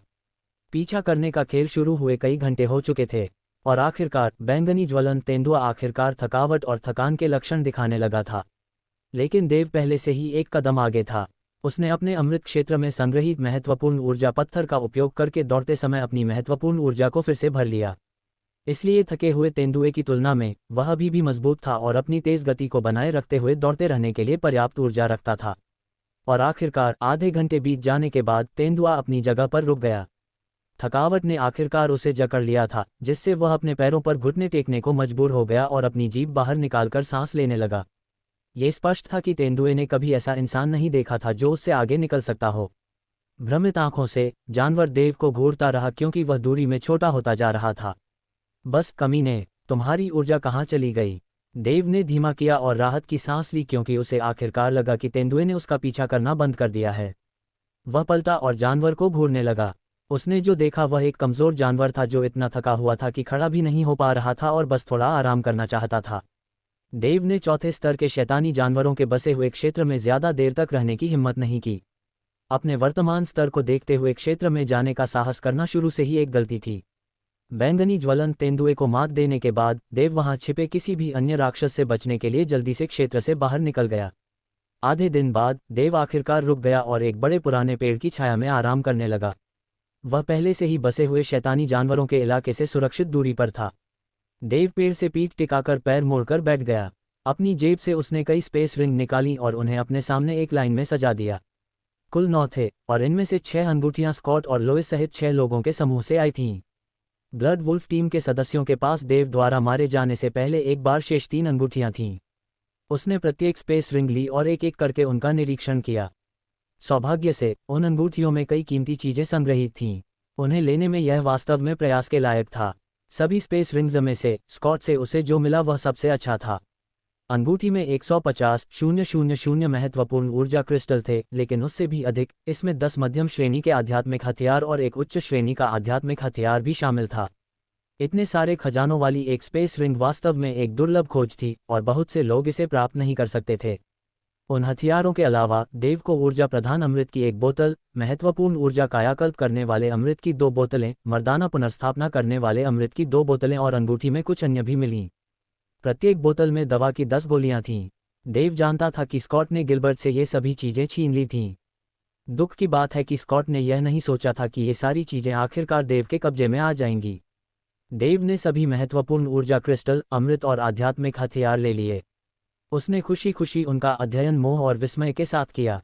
उसने एक बार लोइस से सुना था कि ये कई मध्यम श्रेणी के आध्यात्मिक हथियार और एक मध्यम श्रेणी का आध्यात्मिक हथियार उसके पूर्वजों से उसे मिला था, और यह कहा गया था कि ये सभी महत्वपूर्ण ऊर्जा क्रिस्टल और अमृत गिलबर्ट के जीवन का काम थे। पूरे वायलेट ऑर्किड साम्राज्य पेरिपेटेटिक संप्रदाय में सबसे मजबूत संप्रदाय का मुख्य शिष्य होने के नाते और असाधारण महत्वपूर्ण ऊर्जा से धन्य होने के कारण गिलबर्ट के पास इन कीमती चीजों को इकट्ठा करने की क्षमता थी। अन्य चीजों को छोड़कर केवल महत्वपूर्ण ऊर्जा क्रिस्टल और अमृत कम से कम 20,000 महत्वपूर्ण ऊर्जा क्रिस्टल के बराबर हो सकते हैं। और अब ये सभी देव के थे। कोई भी व्यक्ति इतने सारे खजाने को प्राप्त करके रोमांचित होगा, खासकर उसके जैसे किसी व्यक्ति के लिए जो और भी मजबूत होने का लक्ष्य रखता है। मैं अब बहुत अमीर हूँ। अगर मैं धरती पर होता तो मैं पहले ही अरबपति बन चुका होता। वह अपनी कल्पना के बीच मुस्कुराए बिना नहीं रह सका। थोड़ी देर बाद उसने सभी महत्वपूर्ण ऊर्जा क्रिस्टल, अमृत और आध्यात्मिक हथियार वापस स्पेस रिंग में डाल दिए जो उसने स्कॉट से लिया था, और फिर उसने अपनी खुद की स्पेस रिंग को अपनी जेब से निकाला और स्कॉट की स्पेस रिंग में रख दिया। यह उसकी पहली स्पेस रिंग थी जो उसे रफत से मिली थी। इसमें भंडारण की खराब जगह थी जो स्कॉट के स्पेस रिंग की तुलना में केवल 5 क्यूबिक मीटर ही रख सकती थी, जो 30 क्यूबिक मीटर तक स्टोर कर सकती थी। और क्योंकि उसे बहुत ज़्यादा जगह वाली स्पेस रिंग मिली थी, देव ने इसके बजाय स्कॉट की स्पेस रिंग का इस्तेमाल करने का फैसला किया। स्कॉट की स्पेस रिंग की जांच करने और उसे दूर रखने के बाद देव ने दूसरी स्पेस रिंग की जांच शुरू की। वे निगेल, एल्टन, लाइल, लोइस और बाबरा की थीं। अंदर मौजूद सामान का मूल्य, जिसमें महत्वपूर्ण ऊर्जा क्रिस्टल, अमृत और निम्न श्रेणी के आध्यात्मिक हथियार शामिल थे, कम से कम 90,000 महत्वपूर्ण ऊर्जा क्रिस्टल के बराबर थे। और ब्लड वुल्फ टीम के सदस्यों से ली गई उन स्पेस रिंग में भी महत्वपूर्ण ऊर्जा क्रिस्टल और अमृत थे, लेकिन वे केवल 10,000 महत्वपूर्ण ऊर्जा क्रिस्टल के बराबर थे। यह आश्चर्य की बात नहीं थी कि अन्य लोगों के पास ब्लड वुल्फ टीम के सदस्यों की तुलना में ज्यादा स्पेस रिंग थे, क्योंकि उनके पास अर्थ रियल्म के मध्यम चरण का साधना आधार था। ब्लड वुल्फ टीम के सदस्यों के पास केवल ऊर्जा एकत्रीकरण रियल्म का साधना आधार था। यह आदर्श था कि जो कोई भी उच्च सामाजिक रैंकिंग में था, उसके अमीर होने की संभावना अधिक होती थी। आखिरकार जब उसने सभी स्पेस रिंग्स में संग्रहित सभी सामानों का लेखा जोखा पूरा किया, तो देव को एक संक्षिप्त तस्वीर मिली कि उसने कितना भाग्य बनाया था। कुल मिलाकर उसके पास लगभग 300,000 महत्वपूर्ण ऊर्जा क्रिस्टल के बराबर संपत्ति थी। ये वास्तव में एक आश्चर्यजनक राशि थी, जिसे उसने केवल कुछ ही दिनों में कमाया था। उसकी अधिकांश संपत्ति स्कॉट के स्पेस रिंग से आई थी, जिसमें 200,000 महत्वपूर्ण ऊर्जा क्रिस्टल के बराबर चीजें थीं। संतुष्ट होकर देव ने सभी स्पेस रिंग्स एकत्र की और उन्हें स्कॉट के स्पेस रिंग में रख दिया क्योंकि इसमें सबसे बड़ा भंडारण स्थान था। फिर उसने इसे सुरक्षित रखने के लिए अपनी सबसे गहरी जेब में छिपा दिया। अध्याय 152 बैंगनी शाही तलवार भाग 2। यह एक उच्च कोटि का आध्यात्मिक हथियार था जो लोइस को उसके पूर्वजों से प्राप्त हुआ था। तलवार के ब्लेड पर 3 शब्द खुदे हुए थे जो वायलेट रॉयल स्वॉर्ड थे। देव ने खड़े होकर तलवार की क्षमता का परीक्षण करने का फैसला किया। उसने एक विशाल पेड़ पर निशाना साधा और ब्लेड का उपयोग करके उसे काट दिया। एक पल में पेड़ को काटते समय तलवार से तेज लाल रंग की रोशनी की एक किरण चमक उठी और वायलेट रॉयल तलवार द्वारा पेड़ को पूरी तरह से काट दिए जाने के ठीक बाद वह विशाल पेड़ जो पेड़ को काट रहा था, कम से कम 5 आदमियों की भुजाओं की चौड़ाई वाली ये तलवार हिलने लगी और फिर यह झुकने लगी और धीरे धीरे जमीन पर गिरने लगी। देव गिरते हुए पेड़ से लगभग 20 फीट की सुरक्षित दूरी पर चले गए। गिरते हुए पेड़ से एक गर्जना और गड़गड़ाहट की आवाज आई। गिरते ही जमीन हिल गई जिससे एक जोर का धमाका हुआ जो पूरे जंगल में गूंज उठा। जानवर हैरान और डरे हुए थे। पक्षी अपने घोंसले छोड़कर आकाश में उड़ गए। हिरन छिपने की सुरक्षित जगह ढूंढने की कोशिश में जहां तहां बिखर गए और चूहे अपनी गुफाओं में घुस गए। वाह, ये तो आश्चर्यजनक रूप से तेज तलवार है। देव तलवार की शक्ति से मोहित और चकित था। तलवार को हाथ में लेकर देव सोचने लगा कि इस समय तक उसने आध्यात्मिक भावना उड़ान सुई, पवन कमांडिंग कौशल, ग्रैंड पैगोडा समनिंग कौशल, ट्विन शैडो ब्लेड्स और 1000 पाउंड की उठाने की क्षमता के मार्शल आर्ट कौशल हासिल कर लिए थे जो उसे ओवरलॉर्ड बॉडी रिफाइनिंग फॉर्मूला से मिला था। अपने कौशल पर विचार करते हुए उसने महसूस किया कि उनमें से किसी के लिए भी तलवार की आवश्यकता नहीं थी या तलवार की भी आवश्यकता नहीं थी। हालांकि ट्विन शैडो ब्लेड्स एक ऐसे कौशल की तरह लग रहा था जिसके लिए किसी प्रकार के हथियार की आवश्यकता होगी, लेकिन वास्तव में इसे नियंत्रित करने के लिए केवल उसके दिमाग का उपयोग करने की आवश्यकता थी। लेकिन चूंकि उसने एक शक्तिशाली तलवार प्राप्त की थी, इसलिए उसे एक नई मार्शल आर्ट सीखने और अभ्यास करने की आवश्यकता महसूस हुई जिसके लिए इसकी आवश्यकता थी। ये देखते हुए कि वायलेट रॉयल तलवार एक उच्च श्रेणी का आध्यात्मिक हथियार था, देव को लगा कि इसका उपयोग न करना एक तरह की बर्बादी होगी। उसने सोचा कि उसे तलवारबाजी कौशल का अभ्यास करना चाहिए जो इस तलवार के अनुकूल हो। इस तरह तलवार का उपयोग किया जा सकेगा और अंततः वह सारी परेशानी के लायक होगी जो उसे इसे प्राप्त करने के लिए उठानी पड़ी थी। पहली जगह जो उसके दिमाग में आई जहां उसे तलवारबाजी कौशल की किताब मिल सकती थी वह थी पवित्र शास्त्र पुस्तकालय। हालांकि वहां एक बार जाने के बाद वह जानता था कि उस पुस्तकालय की अधिकांश पुस्तकें केवल ग्रेड 2 या ग्रेड 3 तलवारबाजी कौशल के बारे में थीं, जो इतनी शक्तिशाली तलवार के लिए बहुत कम ग्रेड की लगती थीं। अब तक उसने जितने भी कौशल सीखे थे उनमें से विंड कमांडिंग स्किल एक ग्रेड 5 मार्शल आर्ट कौशल था और ग्रैंड पैगोडा समनिंग स्किल एक ग्रेड 4 मार्शल आर्ट कौशल था, जबकि ओवरलॉर्ड बॉडी रिफाइनिंग फॉर्मूला एक ग्रेड 7 मार्शल आर्ट कौशल होने के कारण और भी उल्लेखनीय था। इन सभी उच्च ग्रेड मार्शल आर्ट कौशल को सीखने और उनमें महारत हासिल करने के बाद देव ने ईमानदारी से बहुत कम ग्रेड मार्शल आर्ट कौशल के प्रति उदासीनता महसूस की, जैसे कि वे दूसरे या तीसरे ग्रेड के थे। यह उस व्यक्ति की तरह था जो स्वादिष्ट भोजन का आदी हो गया था और उसे बंस खाने के लिए मजबूर किया जा रहा था। उसे लगा कि पवित्र शास्त्र पुस्तकालय में कौशल पुस्तकें उसकी प्रतिभा और कौशल से बहुत नीचे थीं। बैंगनी शाही तलवार से मेल खाने के लिए ऐसा लग रहा था कि उसे कहीं और से उच्च श्रेणी की तलवारबाजी कौशल पुस्तक खोजने की जरूरत थी। शायद मुझे नीलामी में अपनी किस्मत आजमानी चाहिए क्योंकि मेरे पास आखिरकार कुछ खरीदने का साधन है। मेरे पास इतने सारे महत्वपूर्ण ऊर्जा क्रिस्टल हैं, उसने खुद से सोचा। अब उसकी जेब में 300,000 महत्वपूर्ण ऊर्जा क्रिस्टल की चीजें होने के कारण उसे लगा कि वह जिस तरह की किताब चाहता था उसे खरीदना आसान होगा। ऐसा लगता है कि वापस जाने का समय आ गया है, उसने खुद से कहा क्योंकि वह सूर्य संप्रदाय की दिशा की ओर देख रहा था। 2 दिन बाद सूर्य संप्रदाय के पास शांति नगर में मौसम ठंडा और खुशनुमा था और सड़कों पर हमेशा की तरह भीड़ थी। मुख्य सड़क पर एक आलीशान ढंग से सजी दुकान के दरवाजे पर बड़े लाल कागज पर लिखा एक नोटिस चिपका हुआ था। नोटिस दुकान के प्रोजेक्ट्स के बारे में था। एक युवक नोटिस के सामने खड़ा होकर इस बारे में विचार कर रहा था। यह कोई और नहीं बल्कि स्वयं देव था। ग्रांड डेसोलेशन पर्वत की बाहरी श्रृंखला में अपने दिनों के दौरान देव ने बड़ी संख्या में शैतानी जानवरों के कोर हासिल कर लिए थे। अब वह उन्हें बेचने के लिए जगह खोज रहा था। सनसेट में वापस जाते समय वह सबसे पहले पीस टाउन में रुका। ये दुकान वास्तव में शैतानी जानवरों के कोर खरीदने का कारोबार करती है। मुझे पता करने दो कि वे कितने में देंगे। यह विचार करके देव दुकान के अंदर गया। दुकान की सजावट उतनी ही शानदार और भव्य थी जितनी उसने उम्मीद की थी। दुकान के मालिक ने कई व्यापारिक लेन देन संभाले होंगे, तभी उसे विभिन्न प्रकार के शैतानी जानवरों के कोर के मूल्य के बारे में इतनी अच्छी जानकारी होगी, उसने सोचा। अरे, तुम यहाँ क्या कर रहे हो? लॉबी के बीच में स्थित काउंटर के पीछे से एक कर्कश आवाज सुनाई दी। देव ने पलटकर देखा और एक आदमी को अपने चेहरे पर असभ्य मतलबी नज़र से उसे देखता हुआ देखा। मैं यहाँ अपने पास मौजूद कुछ शैतानी जानवरों के कोर बेचने आया हूँ, देव ने समझाया। देव उस आदमी के अपने प्रति रवैये से थोड़ा नाराज था। एक ग्राहक होने के नाते उसे इस तरह के ठंडे व्यवहार की उम्मीद नहीं थी। तुम्हारा यहाँ स्वागत नहीं है। हम केवल लेवल 3 से ऊपर के शैतानी जानवरों के कोर खरीदते हैं। अन्यथा अपने शैतानी जानवरों के कोर को वहाँ उस किराने की दुकान पर ले जाएं। वे इससे भी अधिक इच्छुक होंगे तुम्हारे साथ व्यापार करना है, उस आदमी ने और भी अशिष्टता से कहा। इसमें कोई संदेह नहीं कि उस आदमी ने देव को एक साधारण कमज़ोर युवक के रूप में आंका था, जिसके पास संभवतः बहुत ताकत नहीं हो सकती थी। और निश्चित रूप से उसकी नज़र में देव के लिए किसी भी उच्च स्तर के शैतानी जानवर कोर का होना बिल्कुल असंभव था। दुकान को जो चाहिए था वह शैतानी जानवर कोर था, जो कम से कम तीसरे स्तर पर था, और जो वास्तव में उन सेनानियों के लिए एक असंभव उपलब्धि थी जो ऊर्जा एकत्रीकरण क्षेत्र के 8वें या 9वें स्तर पर भी थे।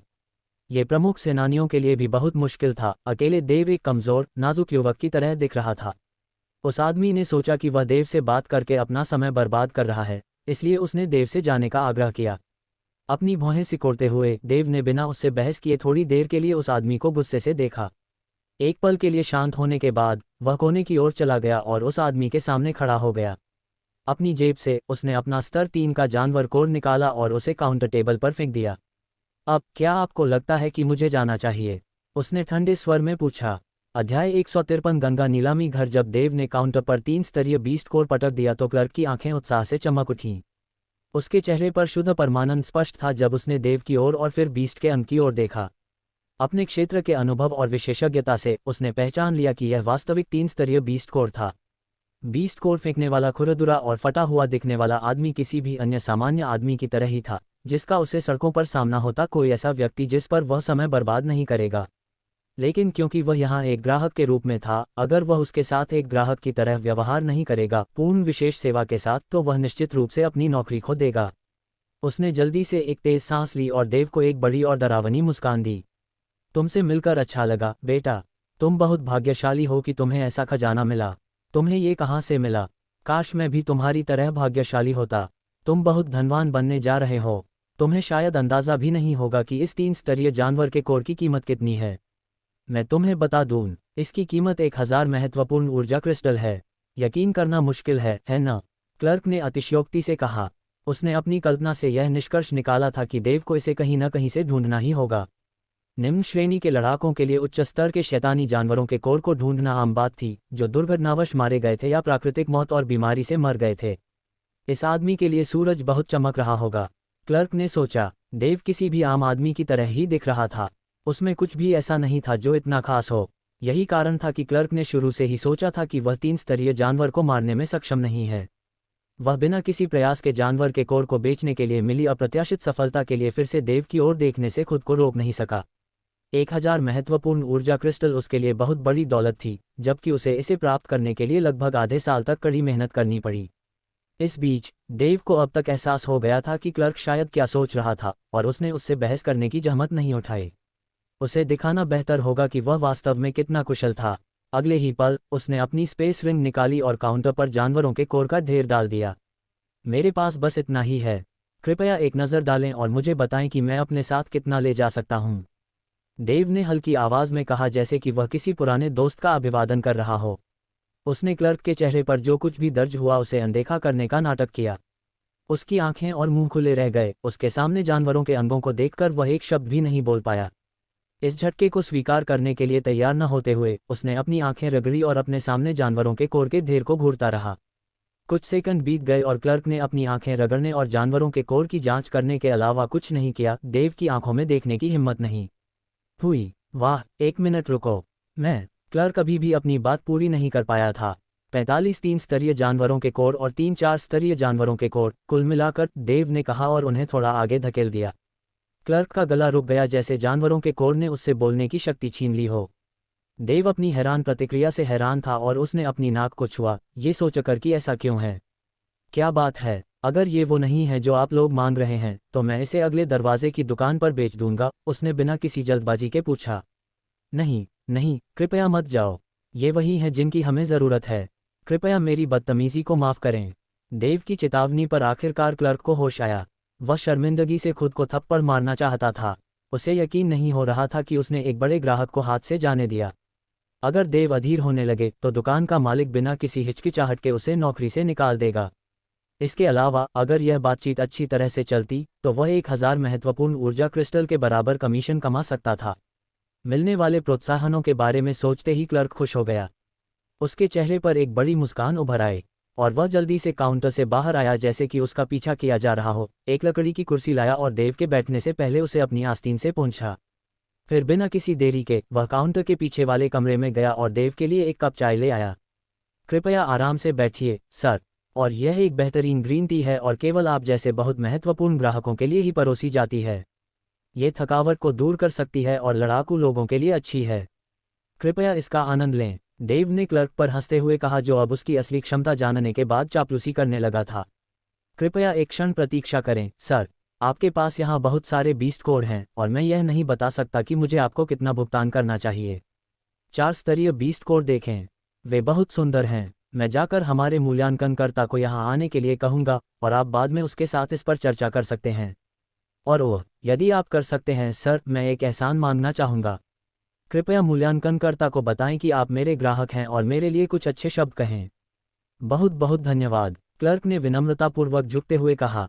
देव ने उस पर कोई ध्यान नहीं दिया और इसके बजाय ये सोचने लगा कि यहाँ काम पूरा होने के बाद वह क्या करेगा।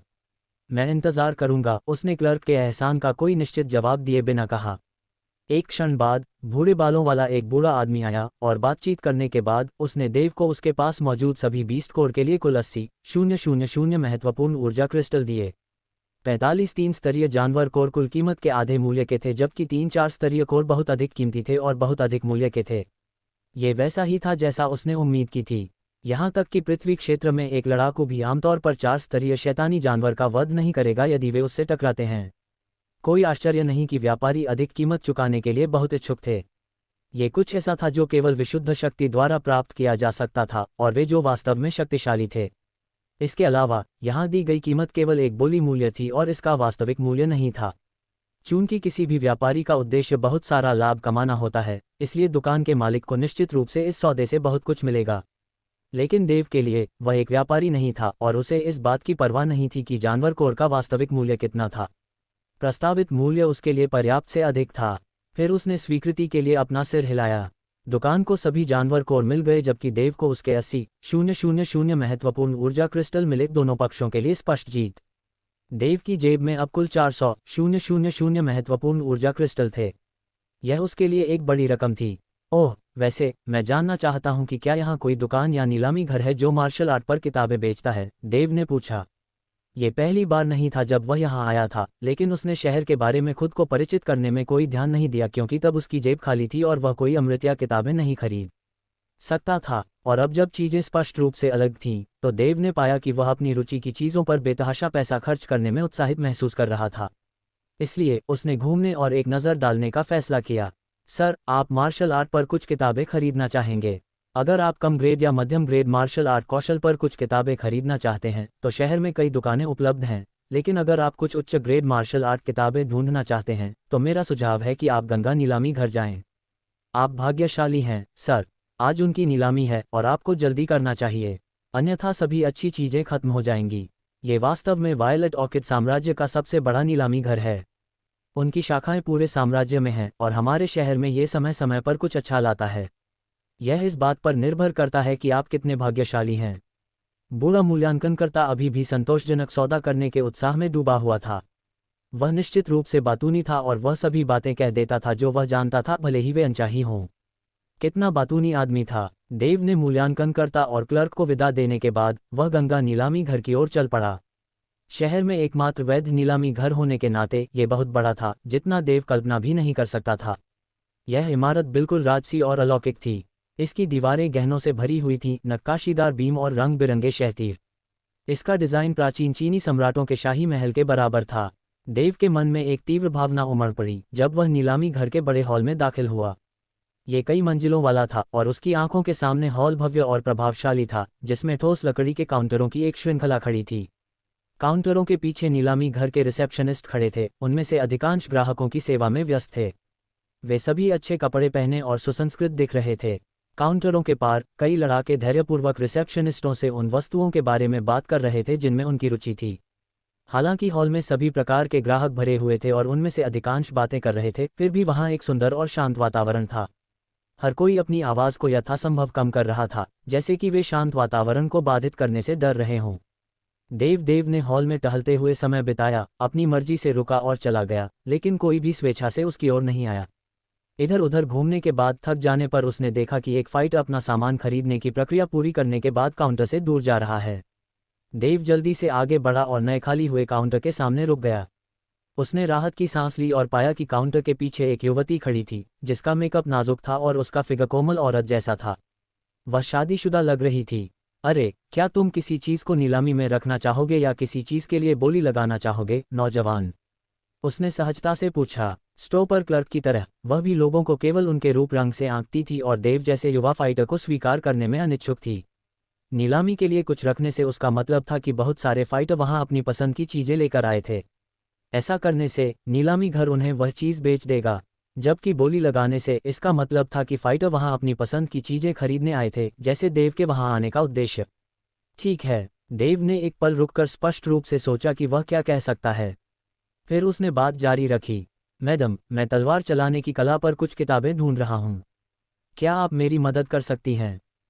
मुझे देखने दो। आप तलवार चलाने की कला पर कुछ किताबें खरीदने की योजना बना रही हैं, है न? नोबल ड्रमा ऑग के पास यह है। महिला ने उसके सवाल का जवाब देने से पहले औपचारिक रूप से अपना सिर हिलाया। वास्तव में यहाँ हर दिन सभी प्रकार के लड़ाके मार्शल आर्ट पर अपनी किताबें लेकर आते हैं और तलवार चलाने की कला पर किताबें यहाँ अक्सर नीलाम की जाती हैं। मुझे यकीन है कि आपको यहाँ कुछ मिल जाएगा, लेकिन किसी भी चीज़ से पहले मेरी एक शर्त है, वह ये कि आपको इसे खरीदने में सक्षम होना चाहिए। देव का चेहरा उसके शब्दों से चमक उठा और उत्सुकता से जवाब दिया, बेशक। मुझे दिखाओ कि तुम्हारे पास क्या है। अध्याय 154 स्नो ड्रैगन फ्रूट। महिला ने देव के नीलामी में भाग लेने के इरादे के बारे में सुना, इसलिए उसने एक पेशेवर मुस्कान बिखेरी। अच्छा, तुम किस्मत वाले हो, आज नीलामी है, और जहां तक मुझे पता है हम जो सामान बेच रहे हैं उनमें एक तलवार कौशल की किताब भी है। कृपया 3000 महत्वपूर्ण ऊर्जा क्रिस्टल नकद प्रतिज्ञा के रूप में, 1000 महत्वपूर्ण ऊर्जा क्रिस्टल परामर्श शुल्क के रूप में, 2000 महत्वपूर्ण ऊर्जा क्रिस्टल मूल्यांकन शुल्क के रूप में और 500 सीट असाइनमेंट शुल्क के रूप में भुगतान करें। ये कुल 6500 है। शुल्क का भुगतान करने के बाद मैं तुम्हें अंदर ले जाऊंगी, महिला ने बड़बड़ाते हुए कहा। क्या 6500? देव ने चौंक कर कहा। नकद प्रतिज्ञा, जो मुझे लगता है कि बहुत उचित है। परामर्श शुल्क मैं अनिच्छा से स्वीकार कर सकता हूँ, लेकिन मूल्यांकन शुल्क मैं यहाँ बेचने के लिए कुछ भी नहीं लाया हूँ। मूल्यांकन शुल्क किस लिए दूँ? और सीट असाइनमेंट शुल्क, क्या यहाँ आने वाले मेहमानों को अपनी सीट के लिए खुद ही पैसे देने पड़ते हैं? मैं थिएटर में हूँ या क्या? देव को इस ठगी पर गुस्सा आया। अरे, महिला के चेहरे की मुस्कान उसके होठों पर जम गई। फिर उसने अधीरता से कहा, मिस्टर, आपको पता होना चाहिए कि नीलामी में प्रदर्शित किसी भी वस्तु का विशेष रूप से मूल्यांकन किया गया है और नकली को असली के रूप में बेचना बिल्कुल असंभव है। नीलामी घर हर किसान से वादा करता है कि वे यहाँ नकली वस्तु खरीदने में कभी धोखा नहीं खाएंगे। यही कारण है कि सभी प्रतिभागियों, चाहे वे विक्रेता हों या बोली लगाने वाले, जब तक वे नीलामी में भाग लेते हैं उन्हें मूल्यांकन शुल्क का एक हिस्सा देना पड़ता है। और अगर आप बड़ी रकम देने से हिचकिचाते हैं तो आप सड़क पर अपनी किस्मत आजमा सकते हैं। कई लोग वहां स्टॉल लगाते हैं और मुझे लगता है कि आपको वह मिल सकता है जो आप चाहते हैं, या शायद नहीं। इसके अलावा, जैसा कि आप देख रहे हैं, गंगा नीलामी घर की शानदार वास्तुकला। यह नीलामी में भाग लेने वाले प्रत्येक साधक के लिए सबसे आरामदायक वातावरण है। लेकिन हमें इन इमारतों के लिए रखरखाव शुल्क देना पड़ता है न? इसलिए सीट असाइनमेंट शुल्क। देव ने इसके बारे में सोचा और जानता था कि इस महिला के साथ बहस करना बेकार था। इसके अलावा ये शुल्क केवल उसके लिए ही नहीं, बल्कि नीलामी में भाग लेने वाले सभी लोगों के लिए थे। वह केवल इतना कर सकता था कि आज्ञाकारी रूप से संबंधित राशि में महत्वपूर्ण ऊर्जा क्रिस्टल निकालकर महिला को सौंप दे। बहुत अच्छा, मैं अभी तुम्हें अंदर ले जाऊंगा। देव के महत्वपूर्ण ऊर्जा क्रिस्टल प्राप्त करने के बाद महिला फिर से मुस्कुराई और उसे प्रतीक्षा करने के लिए इशारा किया। सभी कागजी कार्रवाई का ध्यान रखने के बाद देव एक वेट्रेस के नेतृत्व में नीलामी घर में चले गए। जैसा कि महिला ने कहा था, वहां पहले से ही नीलामी चल रही थी। अंदर जाने के बाद कुछ रोशनी जलने के साथ उज्ज्वल परिवेश एक अंधेरे स्थान में मंद हो गया। देव ने मंच से सुनाई देने वाली रुक रुक कर आने वाली आवाज़ों पर ध्यान केंद्रित करने के लिए अपनी भौहें सिकुड़ीं। नीलामी हॉल इतना बड़ा था कि इसमें आसानी से सैकड़ों साधक आ सकते थे। प्राचीन हॉल की छत से सितारों के गुच्छों की तरह लटके विशाल जगमगाते झूमर गुलाबी रंग की एक खूबसूरत महिला को एक असली चमक दे रहे थे। वह अपनी नाजुक चुलबुली आवाज में नीलामी आइटम का विवरण बता रही थी। महिला की असाधारण वाक्पटुता, सुंदर चेहरे और कुरकुरी आवाज के साथ आइटम की कीमत, जो दुर्लभ भी नहीं थी, तेजी से बढ़ रही थी। देव ध्यान आकर्षित नहीं करना चाहता था। उसने जानबूझकर एकांत सीट की तलाश की और बैठ गया, और इस दौरान वह सुंदर महिला को देखता रहा। महिला वाकई बहुत खूबसूरत थी और किसी भी आदमी को मदहोश कर सकती थी। कोई आश्चर्य नहीं कि उसने भीड़ को उत्तेजित कर दिया। जब वह बात करती थी तो उसका चुलबुला लहजा किसी भी आदमी को अपने घुटनों पर ला सकता था या किसी आदमी को उसका दिल जीतने के लिए कुछ भी करने पर मजबूर कर सकता था। तभी दर्शकों में से किसी ने देव का ध्यान खींचा। उसकी सीट से थोड़ी दूर छाया में बैठा एक आदमी था। वह भी आकर्षक महिला को देखकर मंत्रमुग्ध था। हालांकि उसका हाथ उसकी जांघों के बीच घूम रहा था, जाहिर तौर पर उसके हाथ में कुछ था। क्या बकवास है, देव ने शाप दिया और जल्दी से अपनी आंखें फेर लीं। उसने अपना सिर हिलाया जैसे कि शारीरिक हरकत उसके दिमाग से दृश्य को निकाल देगी। खुद को शांत करने के बाद उसने फिर से महिला की ओर देखा और उसके सुडौल शरीर को देखा। उसने धीरे से कहा, कोई आश्चर्य नहीं कि इतिहासकार हमेशा सुंदर रानियों को राज्यों के पतन का श्रेय देते हैं। सुंदर महिलाएं पुरुषों के लिए अभिशाप होती हैं। महिला गंगा में नीलामी करता थी और इस नीलामी की परिचारिका थी। वह न केवल आकर्षक थी बल्कि एक बेहतरीन नीलामी करता भी थी, जो जानती थी कि अपने दर्शकों को जोश के साथ बोली लगाने के लिए कैसे उत्साहित किया जाए। उसकी हर मुस्कान और हर चमक किसी भी नीलामी वस्तु की कीमत को आसमान छूने दे सकती थी। और हर बार जब कोई अधिक कीमत की पेशकश करता तो वह बोली लगाने वाले को एक आकर्षक मुस्कान देती, जिससे दूसरे लोग उस प्यारी नज़र के पात्र बनने के लिए उत्सुक हो जाते। और इस तरह नीलामी पूरे समय जीवंत रूप से चलती रही। नियमित वस्तुओं के समाप्त होने के बाद महिला रुक गई। उन पर एक रहस्यमयी सन्नाटा छा गया और सभी की जिज्ञासा बढ़ गई। नाटकीयता के साथ उसने अपना मुंह ढका, खिलखिलाए और एक अंतरंग स्वर में घोषणा की, ओह सभी, नीलामी के लिए एक वस्तु आ रही है। मुझे लगता है कि आप रुचि लेंगे। उसने आंख मारी, मंच की तरफ मुड़ी और एक नौकर को इशारा किया जो पंखों में इंतजार कर रहा था। उसका इशारा देखकर वह जल्दी से मंच की ओर बढ़ा और अपने हाथ में एक जेड प्लेट पेश की। प्लेट पर एक क्रिस्टल सफ़ेद फल था। देवियों और सज्जनों, इस तरह के फल को स्नो ड्रैगन फल कहा जाता है, जो महत्वपूर्ण ऊर्जा के भंडारण की गति को तेज कर सकता है। उदाहरण के लिए, यदि किसी साधक को ऊर्जा संग्रहण क्षेत्र के 7वें स्तर से 8वें स्तर तक पहुंचने में 1 वर्ष का समय लगता है, तो इस फल को खाने के बाद उसे केवल 3 महीने लगेंगे। इस स्नो ड्रैगन फल का ऊर्जा संग्रहण क्षेत्र के साधकों पर सबसे स्पष्ट प्रभाव पड़ता है, लेकिन ये पृथ्वी क्षेत्र के लोगों के लिए भी काम करता है, शायद कम प्रभाव के साथ। तो दोस्तों, यदि आप अधिक प्रभावी ढंग से अपना स्तर बढ़ाना चाहते हैं तो ये खरीदने लायक वस्तु है। इस सुनहरे मौके को अपनी उंगलियों से मत जाने दो। और इसके साथ ही महिला ने अपने लाल होंठों के कोने चाटे। उसकी मोहक आवाज़ ने पुरुषों की रीढ़ की हड्डी में सिहरन पैदा कर दी थी और अब इसने एक और हंगामा खड़ा कर दिया। देव भी उत्साहित था, लेकिन महिला की आवाज़ की वजह से नहीं, बल्कि फल की वजह से। अगर उसे सही याद है तो स्नो ड्रैगन फल जादुई दवाओं में से एक था जिसकी उसे ओवरलॉर्ड बॉडी रिफाइनिंग फार्मूला के दूसरे चरण के अभ्यास में ज़रूरत थी। शुरुआत में उसने सोचा कि फल किसी की शारीरिक शक्ति को मजबूत करने के लिए था, लेकिन अब जैसा कि उसने बताया, ये किसी के ऊर्जा भंडार को भी तेज करेगा। ओवरलॉर्ड बॉडी रिफाइनिंग फार्मूला के पहले चरण में महारत हासिल करने के बाद देव ने दूसरे स्तर को सीखने की कोशिश की थी, लेकिन उच्च लागत से निराश हो गया था। 1 मिलियन महत्वपूर्ण ऊर्जा क्रिस्टल की लागत ने उसे बुरी तरह निराश कर दिया था। उस समय उसने सोचा कि वह केवल अपनी ताकत को थोड़ा थोड़ा करके ही सुधार सकता है। उसने अनुमान लगाया कि जब वह पर्याप्त शक्तिशाली हो जाएगा तो उसके पास महत्वपूर्ण ऊर्जा क्रिस्टल अर्जित करने के अधिक अवसर होंगे। वह आवश्यक जड़ी बूटियां भी खरीद सकता था और उसके बाद सूत्र के उच्च स्तर सीख सकता था। सामग्री नोवल रिम ऑग की संपत्ति है, लेकिन अब उसकी योजना बदल गई। आवश्यक सामग्री में से एक उसके सामने ही थी। ये बहुत अच्छा होगा यदि वह स्नो ड्रैगन फल खरीद सके और इसे भविष्य में ओवरलॉर्ड बॉडी रिफाइनिंग फार्मूला के अभ्यास के लिए संग्रहित कर सके। और फिर फल की कीमत ने उसे परेशान कर दिया। जैसा कि सभी जानते थे, बाजार मूल्य से बहुत अधिक कीमत होगी। इसलिए उसने अपनी पाल को छोटा करने और उसके अनुसार कार्य करने का फैसला किया। स्नो ड्रैगन फल के लिए न्यूनतम मूल्य 20,000 महत्वपूर्ण ऊर्जा क्रिस्टल है। सज्जन, अपनी बोली शुरू करें, नीलामीकर्ता ने मुस्कुराते हुए कहा। उसकी आंखें कमरे में धीरे धीरे घूम रही थीं। हर साधक जो उसकी आंखों से मिला, उसने महसूस किया कि वह विशेष रूप से उसे देख रही थी और उसके बारे में सोच रही थी। 21,000, किसी ने कीमत बताई। 22,000, 25,000, 30,000। दर्शकों का उत्साह अब चरम पर था। बोली मूल्य 30,000 महत्वपूर्ण ऊर्जा क्रिस्टल तक पहुंचने से पहले बस एक पल था। लेकिन देव अपना समय बिता रहा था। हालांकि वह स्नो ड्रैगन फल में रुचि रखता था, फिर भी वह अपनी यात्रा का मुख्य उद्देश्य नहीं भूला था। इसके अलावा ये केवल एक मूल्य जोड़ने की प्रक्रिया थी। अंत तक ये जानने का कोई तरीका नहीं था कि फल की कीमत कितनी हो सकती है। यदि अंतिम मूल्य उसके लिए वहनीय था तो वह हमेशा फल के लिए फिर से बोली लगा सकता था। 50,000 महत्वपूर्ण ऊर्जा क्रिस्टल। दोस्तों, मैं फ्लेमिंग सन वैली के साथ हूँ। मुझे उम्मीद है कि आप मुझे फल खरीदने का मौका दे सकते हैं। मैं हमेशा आपका ऋणी रहूंगा। अचानक एक आवाज़ आई जब फल की कीमत में 40,000 क्रिस्टल जोड़े गए। फ्लेमिंग सन वैली वायलेट ऑर्किड साम्राज्य में दूसरी सबसे बड़ी शक्ति थी। किसी भी साधक ने उन्हें अपमानित करने की हिम्मत नहीं की। इस प्रकार फ्लेमिंग सन वैली के संप्रदाय के नाम के पुकारे जाने पर बहुत से साधकों ने चुपचाप अपनी बोली लगाने वाली तख्तियां रख दी और चुप हो गए। और फिर भी देव को आवाज़ बहुत परिचित लगी। उसने आवाज़ का स्रोत खोजने के लिए जल्दी से अपना सिर घुमाया। यह एक युवा लड़का था जो सामने की सीट पर हल्के पीले रंग की पोशाक पहने बैठा था। जैसे ही उसकी मनमोहक चमकदार आंखें उसकी सुंदर भौहों से चमक उठी, उसका लगाया हुआ हल्का मेकअप चमक उठा। वह फ्लेमिंग सन वैली का रेमंड था, वह युवा बदमाश। वह वही था जिसने देव को नाराज किया था और इसके लिए उसे पीटा गया था। साथ ही वह वही था जिसने देव को पकड़ने के लिए ब्लड वुल्फ टीम को काम पर रखा था।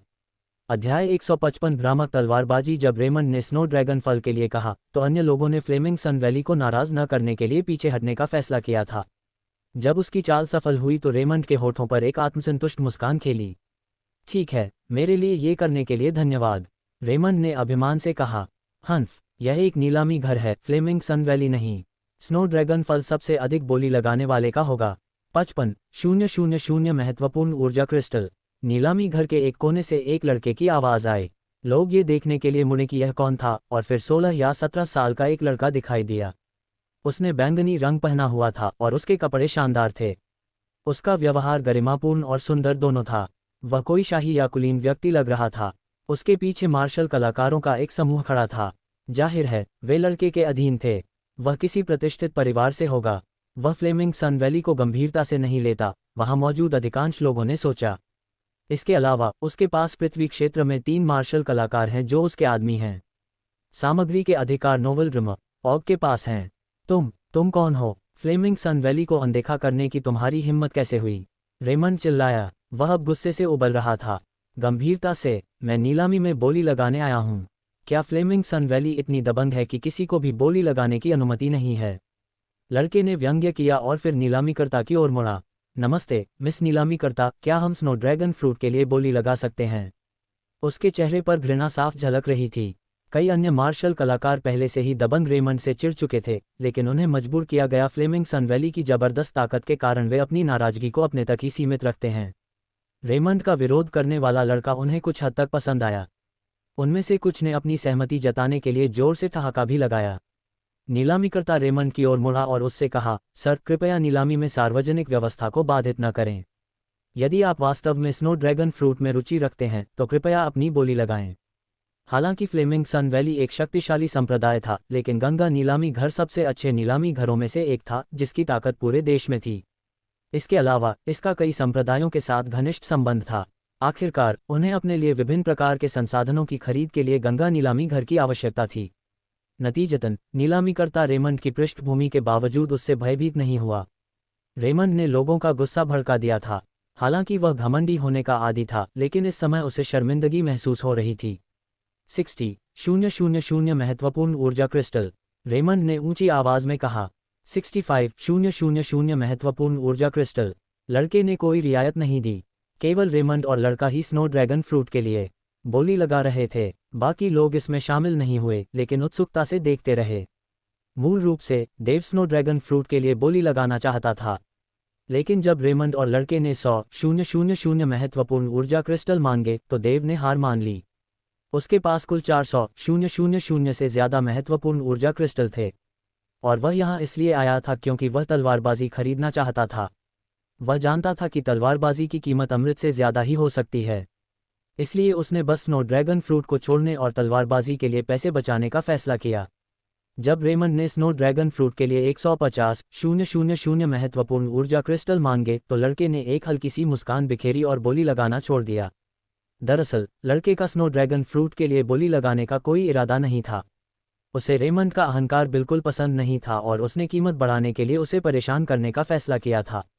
अब तक ये बात रेमंड को भी स्पष्ट हो चुकी थी। हालांकि उसने स्नो ड्रैगन फ्रूट जीत लिया था, लेकिन उसका चेहरा गुस्से से लाल हो गया था। वह लड़के द्वारा धोखा दिया गया था। ठीक है सब लोग, हमने बोली लगाने का एक रोमांचक दौर देखा है। नीलामी के लिए अगला आइटम वास्तव में हमारा मुख्य आकर्षण है, नीलामीकर्ता ने कहा। उसने अपना हाथ हिलाया और फिर मंच के ऊपर की रोशनी तुरंत मंद हो गई। वह झुकी और एक डेस्क से एक चांदी की प्लेट निकाली। प्लेट पर एक हल्के हरे रंग की क्लासिकल जेड स्लिप थी।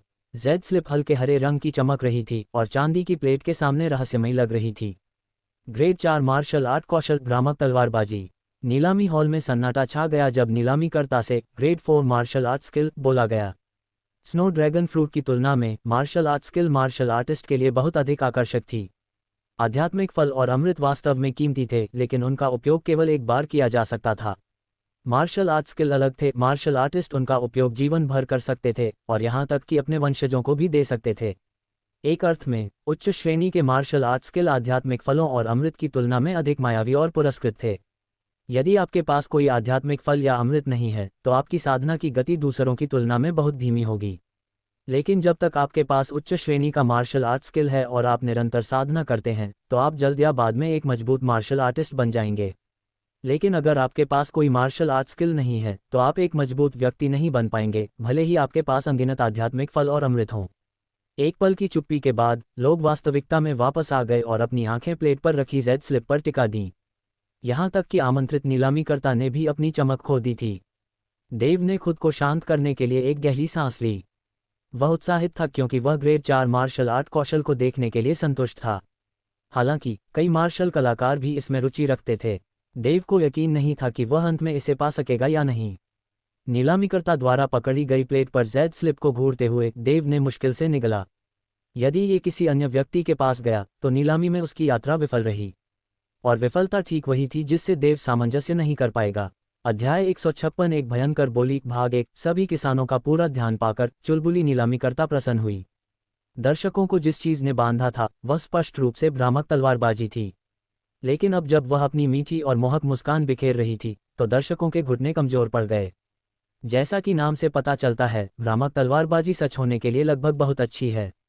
यदि इसका मालिक प्रमुख उपलब्धि चरण प्राप्त कर चुका है तो ये सैकड़ों तलवार रोशनी जारी कर सकता है।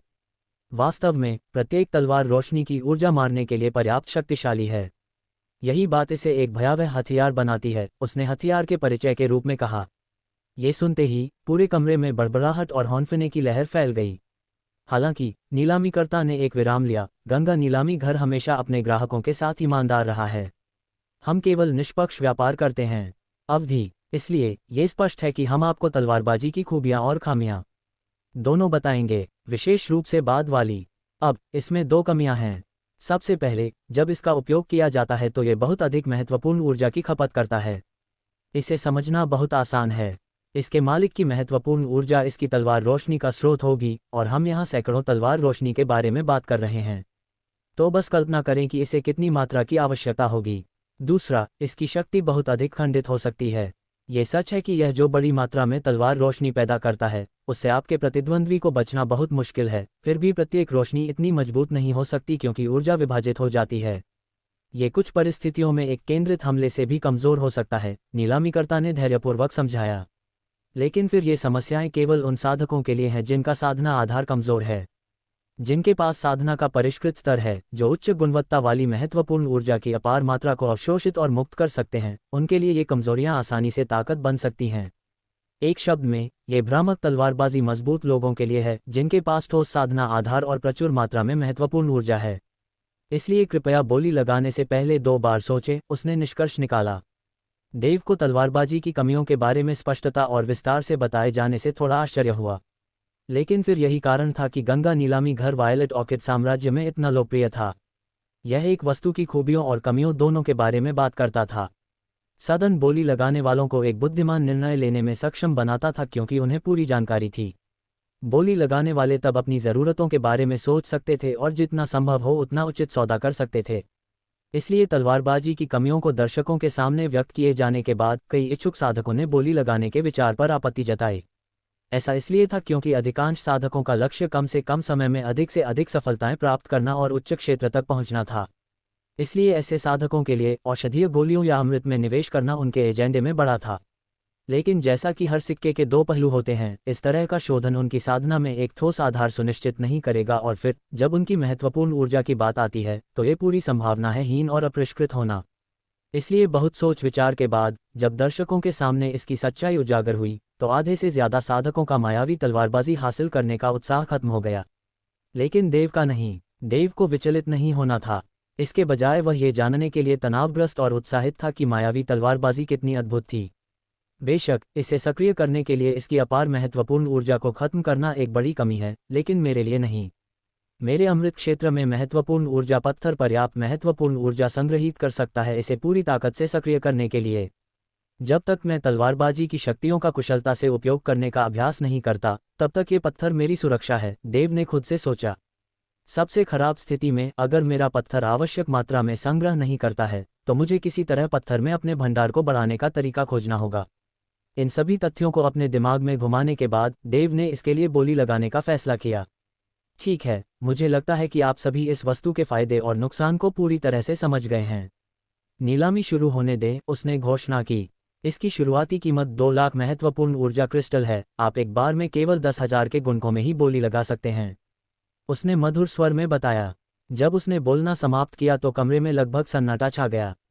2 लाख महत्वपूर्ण ऊर्जा क्रिस्टल अधिकांश लोगों के लिए एक बड़ी किस्मत थी, जो कि एक और समूह के साधकों को तलवारबाजी के लिए बोली लगाने के लिए अपनी योजनाओं को हमेशा के लिए त्यागने के लिए पर्याप्त थी।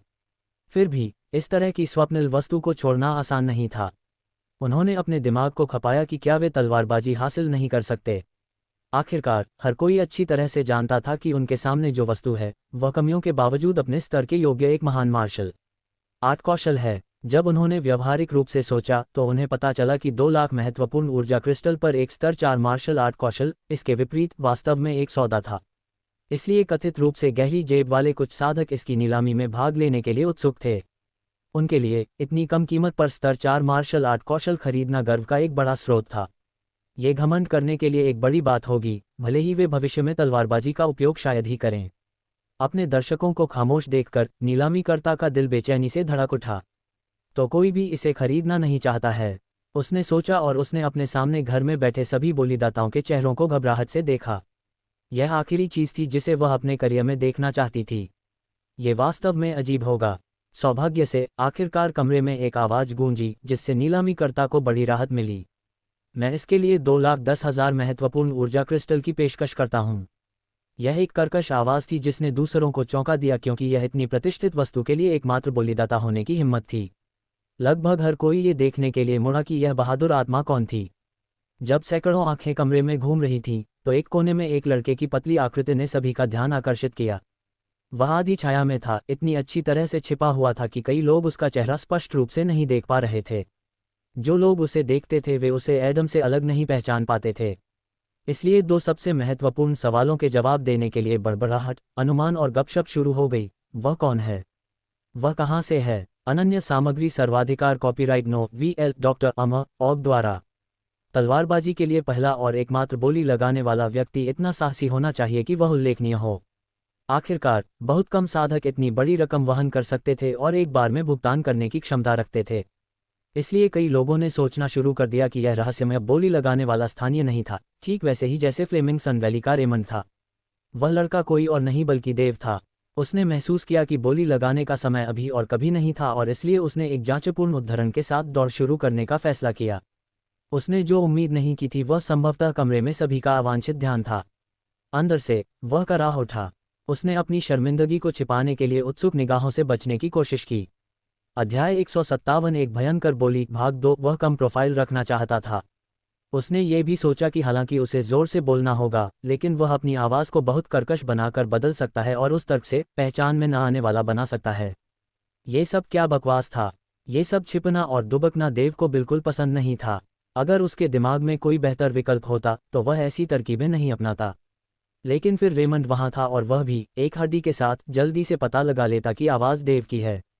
छिपने और न छिपने की इस पूरी दुविधा का कोई हल नहीं था। आखिरकार सिर्फ इसलिए कि उसने एक बार अपनी आवाज़ छिपा ली, इसका मतलब यह नहीं था कि देव बच गया। उसे फिर से बोली लगानी पड़ी और मूर्खतापूर्ण उम्मीद करनी पड़ी कि जब भी वह सौदेबाजी के लिए अपना मुंह खोलेगा तो रेमंड उसे पहचान नहीं पाएगा।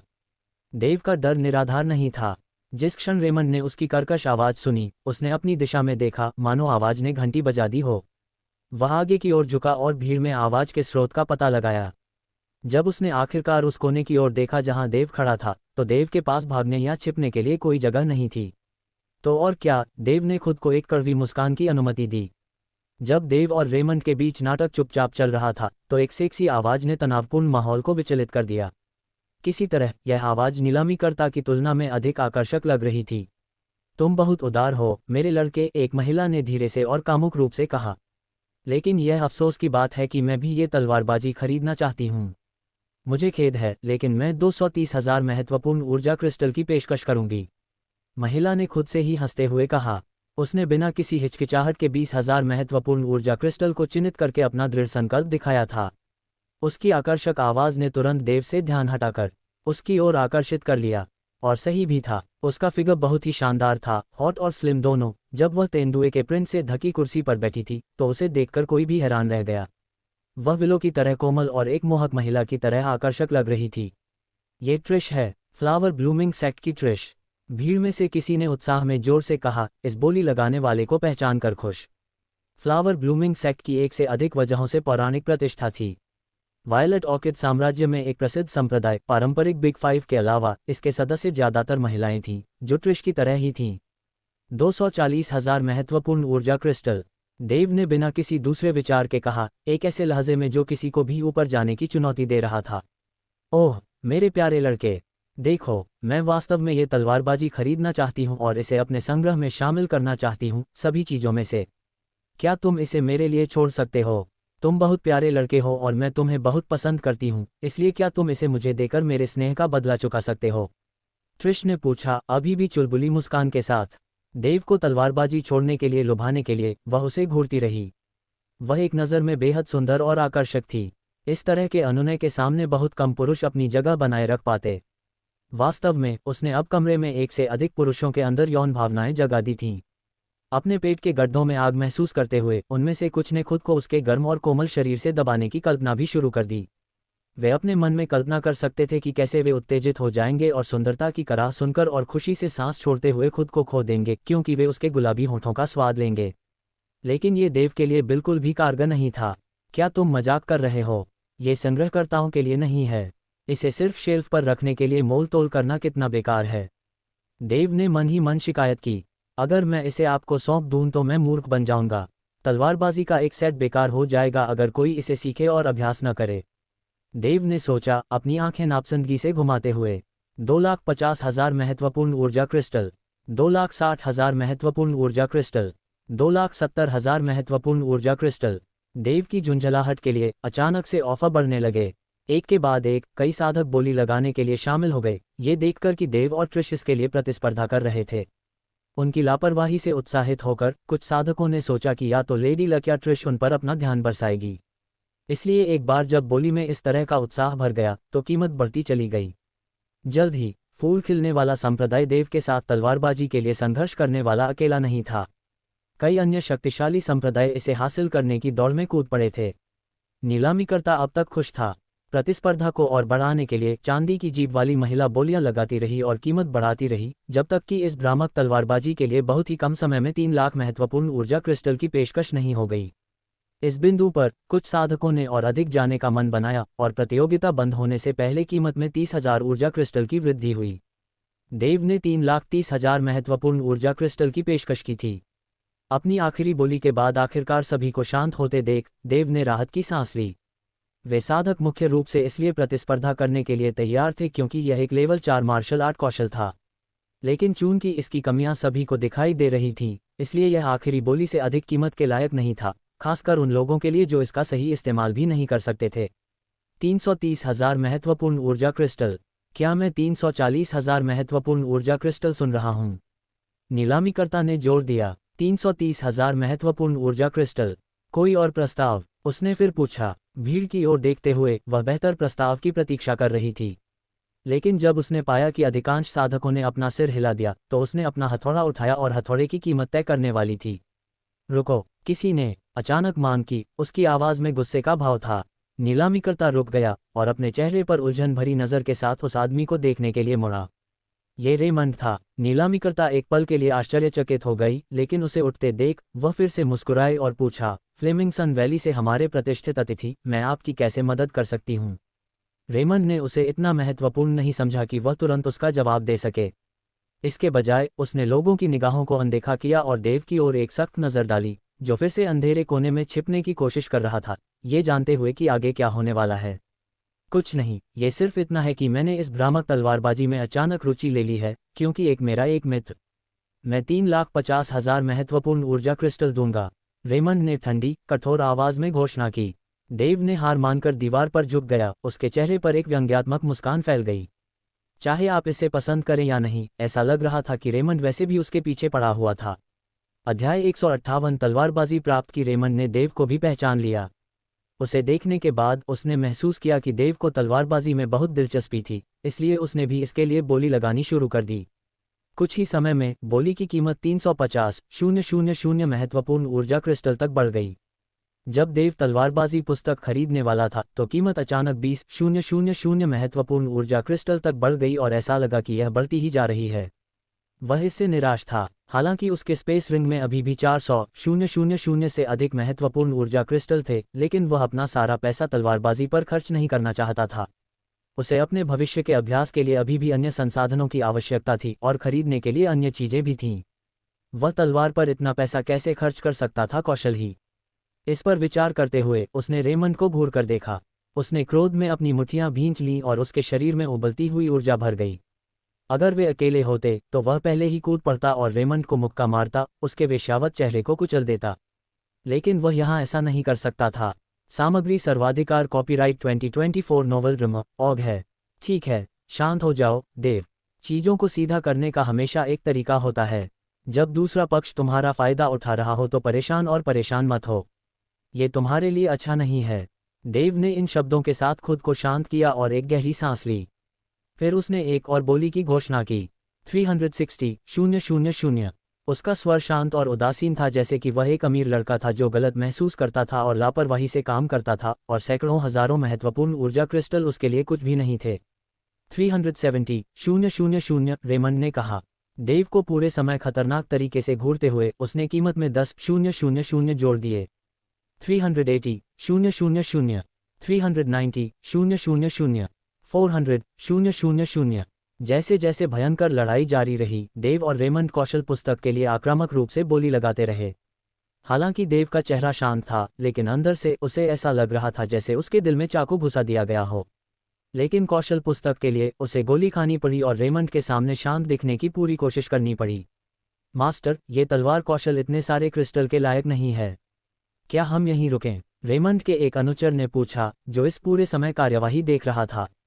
बोली लगाने वाली वस्तुओं में स्नो ड्रैगन फल एक जड़ी बूटी थी जो किसी के ऊर्जा भंडारण को गति दे सकती थी और साधकों को एक स्तर ऊपर जाने में मदद कर सकती थी। इसके लिए 150,000 महत्वपूर्ण ऊर्जा क्रिस्टल की आवश्यकता थी। हालांकि यह थोड़ा महंगा था, लेकिन किसी तरह एक उचित मूल्य था किसी को इसे खरीदने के लिए। लेकिन तलवार कौशल बेकार था। यह इतने सारे क्रिस्टल के लायक नहीं था, और अगर इस पर सैकड़ों हजारों क्रिस्टल खर्च किए गए तो ये संसाधनों की बर्बादी होगी। अरे, मुझे परवाह नहीं है। मुझे बस वह तलवार कौशल चाहिए, खासकर अगर उस कमीने को इसकी ज़रूरत है। और मुझे परवाह नहीं है कि इसकी कीमत कितनी है। रेमंड ने एक कुटिल भाव के साथ चिल्लाया। उसके चेहरे पर द्वेष ने कॉमरेड को अवाक कर दिया। फिर रेमंड की प्रतिक्रिया पर बाद में थकावट से आह भरी और चुप रहा, ये सोचते हुए बुजुर्ग असाधारण अंतर्दृष्टि और अतुलनीय साधना आधार वाला व्यक्ति है। उसका इतना मूर्ख पोता क्यों है? ये बोली युद्ध कहीं से भी शुरू हुआ और दर्शक स्तब्ध और हैरान थे। उन्होंने आश्चर्य से दोनों साधकों की ओर देखा। कोई नहीं जानता था कि क्या हो रहा था। उन्होंने अनुमान लगाया कि युवा लड़के ने फ्लेमिंगसन वैली के रेमंड को नाराज किया होगा, लेकिन उन्हें आश्चर्य हुआ कि किस तरह की नाराजगी के लिए सैकड़ों हजारों क्रिस्टल खर्च हो सकते हैं। और फ्लेमिंगसन वैली के किसी व्यक्ति के लिए भी इतने सारे क्रिस्टल कोई छोटी रकम नहीं थे। उन्हें नहीं लगा कि रेमंड इतनी बेकार चीज़ पर इतना पैसा खर्च करके बच सकता है। फिर वह यहाँ क्या कर रहा था? क्या वह सिर्फ उस युवक के प्रति गुस्से में ऐसा कर रहा था? लेकिन वह इतना बचकाना काम क्यों करेगा? हैरान दर्शक उलझन में दो बोलीदाताओं के बीच देख रहे थे। और मंच पर महिला नीलामीकर्ता कान से कान तक मुस्कुरा रही थी, जाहिर तौर पर स्थिति से खुश थी। उसने कभी नहीं सोचा था कि तलवार चलाने की कला के कारण दो बोलीदाता पागलों की तरह बोली लगाएंगे, एक दूसरे से हारे बिना। वे दोनों अमीर और शक्तिशाली व्यक्ति लग रहे थे, जो अपनी मनचाही वस्तु पर अनगिनत क्रिस्टल खर्च करने की परवाह नहीं करते थे। वह हंसी और हाँफने लगी, लगभग खुशी से पागल हो गई। जब कीमत बढ़कर 400,000 हो गई तो देव की मुट्ठियां थोड़ी कांप उठीं। उसी समय उसने खुद को शांत करने की कोशिश करते हुए एक और गहरी सांस ली। मास्टर, अगर आप कीमत बढ़ाते रहे तो हमारे पास जल्द ही पैसे खत्म हो जाएंगे। कुल मिलाकर हमारे पास सिर्फ 400,000 से ज़्यादा क्रिस्टल हैं और आपने पहले ही स्नो ड्रैगन फ्रूट पर 150,000 खर्च कर दिए हैं, अचानक पिछले अनुचर ने कहा। रेमंड स्तब्ध रह गया, उसका मुंह खुला का खुला रह गया। उसने जल्दी से दांत पीसते हुए पूछा, हम क्या करें तो फिर? क्या हम इस कमीने को तलवार चलाने की कला खरीदने देंगे और उसे अपने ऊपर घमंडी होने के साथ यहाँ से जाने देंगे? बेवकूफ़ चेहरा।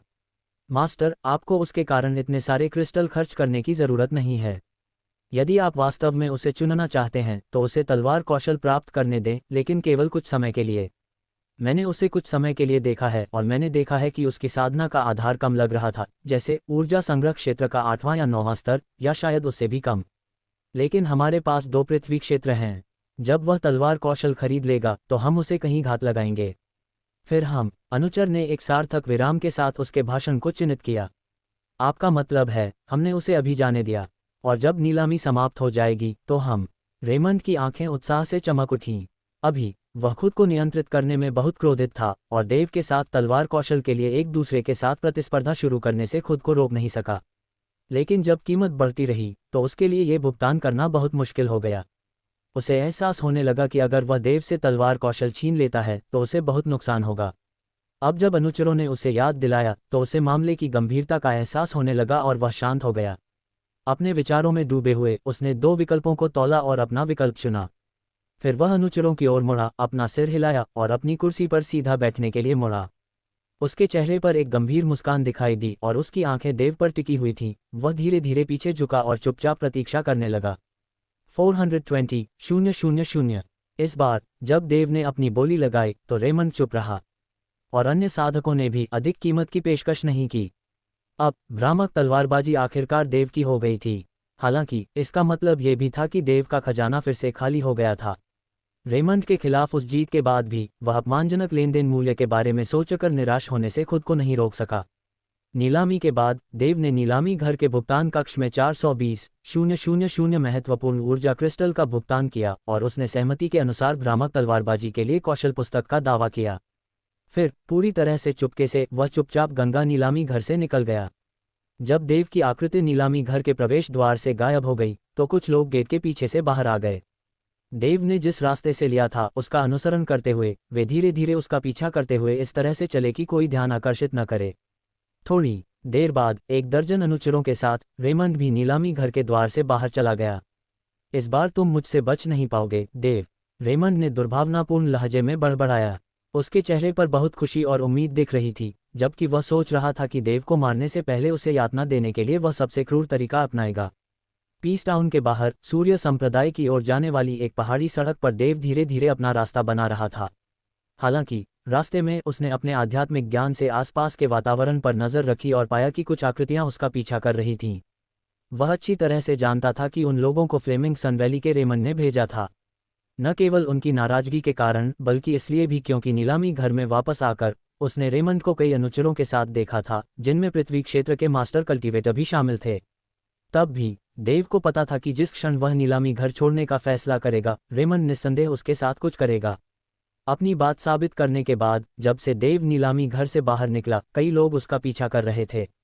देव को आश्चर्य हुआ कि रेमंड आगे क्या करेगा। उसे मार डालेगा, उसे पकड़कर यातना देगा। अगर वह नहीं जानना चाहता था कि रेमंड क्या करने की योजना बना रहा है तो वह इन लोगों से बच सकता था। उसने हवा को नियंत्रित करने का कौशल उच्च स्तर तक सीखा था और वह एक कदम पर 20 मीटर चल सकता था। उनसे छुटकारा पाना बहुत आसान होगा। हालांकि उसने ऐसा नहीं किया। रेमंड के लिए उसकी नफरत उतनी ही थी जितनी रेमंड की उसके लिए, और जितना रेमंड अपना बदला लेना चाहता था, देव भी उससे हिसाब बराबर करना चाहता था। अब तक रेमंड ने उसे बहुत परेशान किया था। ब्लड वुल्फ टीम के हथियारों का जिक्र किए बिना नीलामी में ही रेमंड ने देव को कई टन महत्वपूर्ण ऊर्जा क्रिस्टल खो दिए थे। देव जितना चिढ़ा हुआ था वह रेमंड को कैसे जाने दे सकता था। इसके अलावा अपने साधना आधार और ऊर्जा भंडार के साथ वायलट और उसके गुप्त हथियारों की सहायता से देव के पास पृथ्वी लोकों का सामना करने पर भी एक मौका था। यही कारण था कि वह जानबूझकर अपनी गति धीमी कर रहा था, लड़ाई में शामिल होने से पहले रेमंड के आने का इंतजार कर रहा था। अध्याय 159। आपने अपने चेहरे पर नकली नाक चिपका रखी है। देव को कोई जल्दी नहीं थी। वह अपने आसपास के हरे भरे नज़ारे को निहारने के लिए टहलता हुआ आगे बढ़ा। जब वह एक मोटी पन्ने जैसी झाड़ी के पास से गुजरा तो गुलाबी रंग की एक आकृति तेजी से उसके पास से गुजरी और घने पत्तों के पीछे छिप गई। उसके पीछे रेमंड देव के पीछे पीछे था, क्योंकि वह अपने गिरोह के साथ देव पर घात लगाने के लिए भाग रहा था। लगभग आधे घंटे बाद रेमंड दूर से देव को देख रहा था, अभी भी बिना किसी जल्दबाजी के और इत्मीनान से टहल रहा था। अपने दिमाग में एक शैतानी योजना को पकाते हुए रेमंड ने एक दुष्ट मुस्कान बिखेरी। जल्दी करो, तेजी से चलो और आगे बढ़ो ताकि तुम उस आदमी को आश्चर्यचकित कर सको, रेमंड ने दबंगई से आदेश दिया। जैसे ही उसने अपना हाथ हिलाया, उसके सभी लोग आज्ञाकारी रूप से दो समूहों में बंट गए और जंगल में दो अलग अलग रास्तों का अनुसरण करने के लिए अलग हो गए। दर्जनों लोग घने पेड़ों के बीच से तेजी से भागते हुए समय पर घाट पर पहुंचने के लिए चुपके से निकल गए। कुछ क्षण बाद वे आखिरकार देव के पास पहुंच गए और फिर उससे आगे निकल गए। देव ने अपने चारों ओर पत्तियों की सरसराहट सुनी। उसके होठों पर एक व्यंग्यात्मक मुस्कान आ गई और वह खुद से बुदबुदाया, आखिरकार तुम मेरे पास पहुंच गए। यह अच्छा है कि मुझे तुम्हारा इंतजार करने में ज़्यादा समय बर्बाद नहीं करना पड़ा। ये घाट का वह हिस्सा था जहां पेड़ कम हो गए थे और ऊपर का आसमान साफ दिखाई दे रहा था। उस खाली जगह पर देव कुछ देर के लिए आराम करने के लिए रुका। तब तक रेमंड के आदमी देव से कुछ दूर आगे चल रहे थे। उन सभी के पास एक योजना थी जिसे वे अमल में लाने के लिए बहुत उत्सुक थे। वे देव की प्रतीक्षा में एक खतरनाक घाट पर रणनीतिक रूप से तैनात होने लगे। जैसे जैसे मिनट बीतते गए और लगभग आधे घंटे का समय हो गया, वे बेचैन होने लगे, ये सोचकर कि उन्होंने इतने लंबे समय में देव को क्यों नहीं देखा। क्या इस आदमी ने कुछ गलत देखा और वापस चला गया? रेमंड ने धीमी आवाज में कहा। उसके दिमाग में एक विचार आया और इसलिए उसने तुरंत एक निर्देश दिया, तुम में से कोई एक जाकर देखे कि वह आदमी आखिर क्या कर रहा है। फिर से मिनट बीत गए और सभी चूहे की तरह भेजे गए आदमी के वापस आने का इंतजार करने लगे। वापस आने पर उसने बताया, सर, वह जंगल के खुले हिस्से में आराम कर रहा था।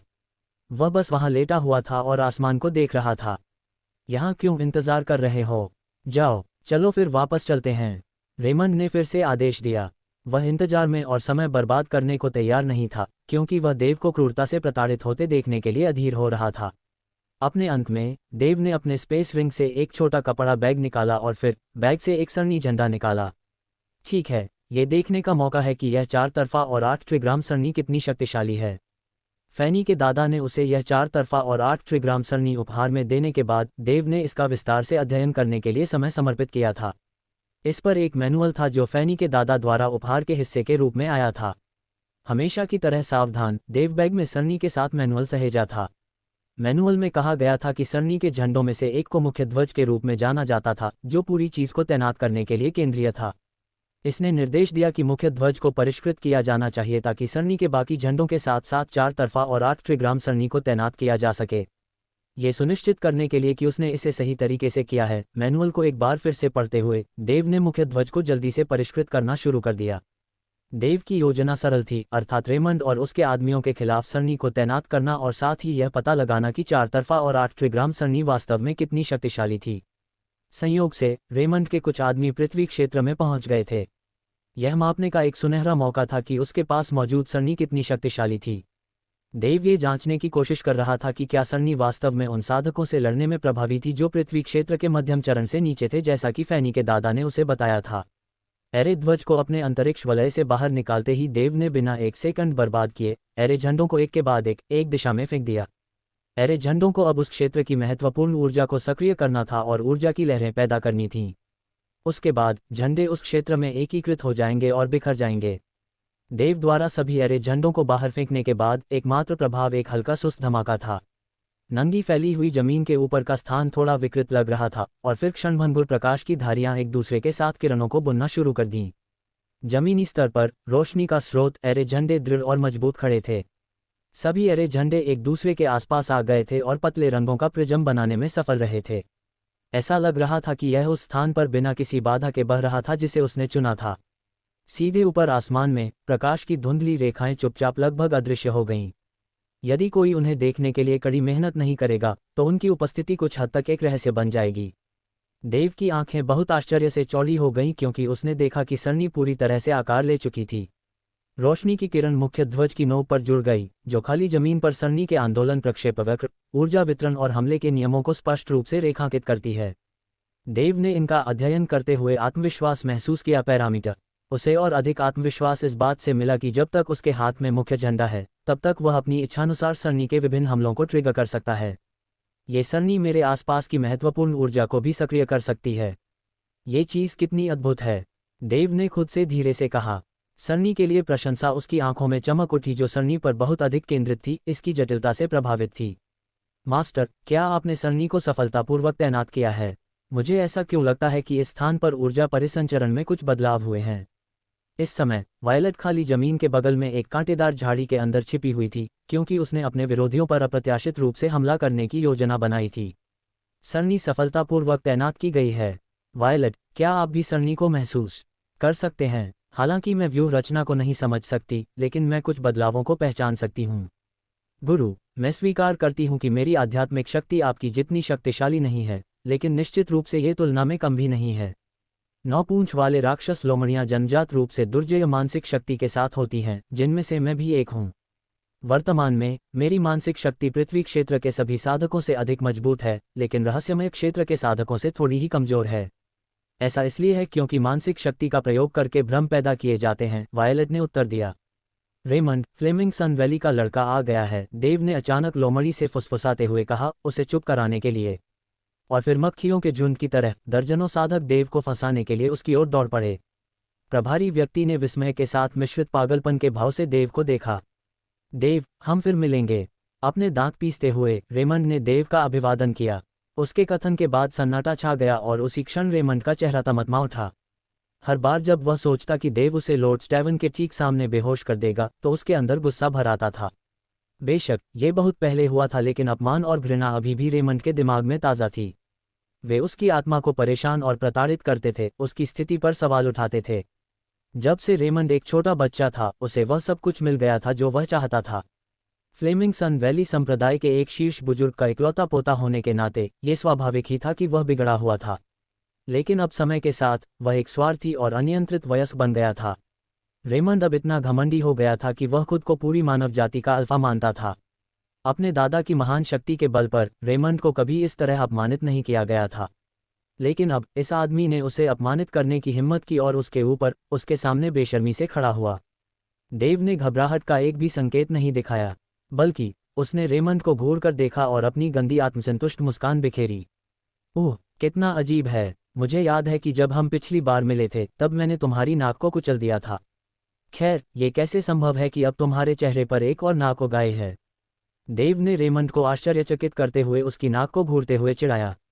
देव के इस मजाकिया नाटकीय कृत्य से रेमंड क्रोधित हो गया। देव के दिखावटी और चिढ़ाने वाले तरीके से क्रोधित होकर रेमंड का गुस्सा ज्वालामुखी की तरह फट गया। जब रेमंड प्रतिक्रिया करने वाला था, देव ने अपने पैरों पर कुछ फेंका और फिर ऐसा दिखावा किया जैसे उसे एहसास हो गया हो। ओहो, मुझे समझ आ गया। तुम्हारी नाक नकली है। तुमने अपने चेहरे पर नकली नाक चिपका रखी है। हे, कृपया मुझे बताओ, किस गुरु ने तुम्हारे लिए यह नाक बनाई है? वह कितना कुशल है। नाक पूरी तरह असली लगती है। अध्याय 160 सरनी सक्रिय करें, भाग 1। हम मुझे कभी नहीं लगा कि ब्लड वुल्फ टीम के वे बेकार लोग तुम्हें मारने में असफल रहे। देव, तुम बदमाश, बहक मत जाना। आज मैं निश्चित रूप से तुम्हारे कमजोर शरीर से तुम्हारी खाल नोच लूंगा। मैं बोनस के रूप में तुम्हारी हड्डियों को अलग कर दूंगा। मैं कुत्तों से तुम्हारा खून पिलाऊंगा। तुम एक गंभीर मौत मरोगे। मेरे मन में तुम्हारे लिए नफरत उस दिन भी खत्म नहीं होगी जब तुम नर्क में पहुंचोगे। रेमंड देव से पूरी तरह हताश था। उसके मन में संदेह की एक झलक चमक उठी। वह आदमी इतना शांत कैसे हो सकता है जब वह ज्वलंत सूर्य घाटी के शिष्यों के एक बड़े समूह से घिरा हुआ था? उसने बिल्कुल भी घबराहट का जरा भी संकेत नहीं दिखाया। हालांकि अब स्थिति ये थी कि 1 दर्जन फ्लेमिंग सन वैली योद्धाओं ने देव को घेर लिया था। वह पूरी तरह से अकेला था। इसके अलावा फ्लेमिंग सन वैली योद्धाओं में से 2 पृथ्वी क्षेत्र के प्रारंभिक चरण में थे। इस बार उनकी योजना सफल होने में कोई संदेह नहीं था।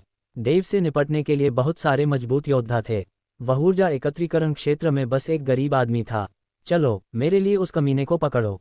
मैं उसे सबसे क्रूर यातना से दंडित करूंगा जिसके बारे में मैं सोच सकता हूं। मुझे उसे यह बताना होगा कि उसे मेरा अपमान करने के लिए भुगतान करना होगा। रेमंड ने अपना चेहरा टेढ़ा करके भयानक रूप से मुस्कुराया। वह एक शैतान की तरह लग रहा था जो अपने खाने के लिए एक इंसान को चुनने जा रहा था। जैसे ही आदेश दिया गया, फ्लेमिंग सन वैली के 3 शिष्य अपने चेहरे पर द्वेष लिखे हुए देव के पास पहुंचे। तीनों शिष्य ऊर्जा संग्रहण क्षेत्र के 8वें स्तर पर थे। यदि वे एक साथ उस पर हमला करते तो भले ही प्रतिद्वंद्वी ऊर्जा संग्रहण क्षेत्र के 9वें स्तर पर होता, वे संभवतः उसे तुरंत कुचल सकते थे। हाँ, तुम कमीने, फ्लेमिंग सन वैली को अपमानित करने की हिम्मत तुमने की। ऐसा करने की हिम्मत तुम्हें कहाँ से मिली? अब तुम्हें भुगतना है। तीनों शिष्यों ने बीच में देव के साथ एक घेरा बनाया। उनके शरीर के भीतर उनकी महत्वपूर्ण ऊर्जा उमड़ पड़ी। वे किसी भी क्षण दुश्मन को वश में करने के लिए तैयार थे। अतीत में रेमंड को देव से बहुत बुरी तरह से पीटा गया था। वह तुरंत फ्लेमिंग सन वैली लौट आया और अपने दादा को अपनी सारी पीड़ा सुनाई। उनके दादा फ्लेमिंग सन वैली के वरिष्ठ बुजुर्ग थे। उन्हें ये देखकर दुख हुआ कि उनके इकलौते पोते को बुरी तरह पीटा गया था। उसने तुरंत ही शिष्यों के एक समूह को भेजा जिनके पास रेमंड का अनुसरण करने और उसकी रक्षा करने के लिए उच्च स्तर की साधना आधार था। उसने समूह में शामिल होने के लिए विशेष रूप से 2 अर्थरियल नोवेल ड्रामा और सामग्री साधकों की व्यवस्था की। वफादार अनुयायी वीवा को बदल दिया गया क्योंकि उसका साधना आधार पर्याप्त मजबूत नहीं था। जब उसने 3 फ्लेमिंग सन वैली शिष्यों को देखा जो भेड़ियों और बाघों के रूप में क्रूर अभिनय कर रहे थे, तो देव मुस्कुराया। सच में, उसे 3 8वें स्तर के ऊर्जा एकत्रीकरण क्षेत्र साधकों से कोई खतरा नहीं था जो एक साथ उस पर हमला करने की योजना बना रहे थे। हाँ, तुम मूर्ख, बेहतर होगा कि अपने हाथ जोड़ो और आत्मसमर्पण करो। अपने लिए और अधिक परेशानी मत मांगो। तीनों पुरुषों ने आखिरकार लड़ाई शुरू कर दी। उनके शरीर से जोरदार महत्वपूर्ण ऊर्जा फूट पड़ी और हर जगह शक्तिशाली श्रवण क्षेत्र बन गए। उन्होंने अलग अलग मार्शल आर्ट कौशल का प्रदर्शन किया। अशांत महत्वपूर्ण ऊर्जा बल ने देव को एक ऐसी गति से दबा दिया जो पहाड़ों को गिरा सकती थी और समुद्र को उलट सकती थी। देव उनके असाधारण कौशल पर चकित था। उन्होंने खुद को फ्लेमिंग सन वैली के शिष्यों के रूप में साबित किया, वायलेट ऑर्किड साम्राज्य में दूसरा महान संप्रदाय। हाँ, तुम अहंकारी लोग हो, देव ने व्यंग्य किया। उसके चेहरे पर डर का कोई निशान नहीं था।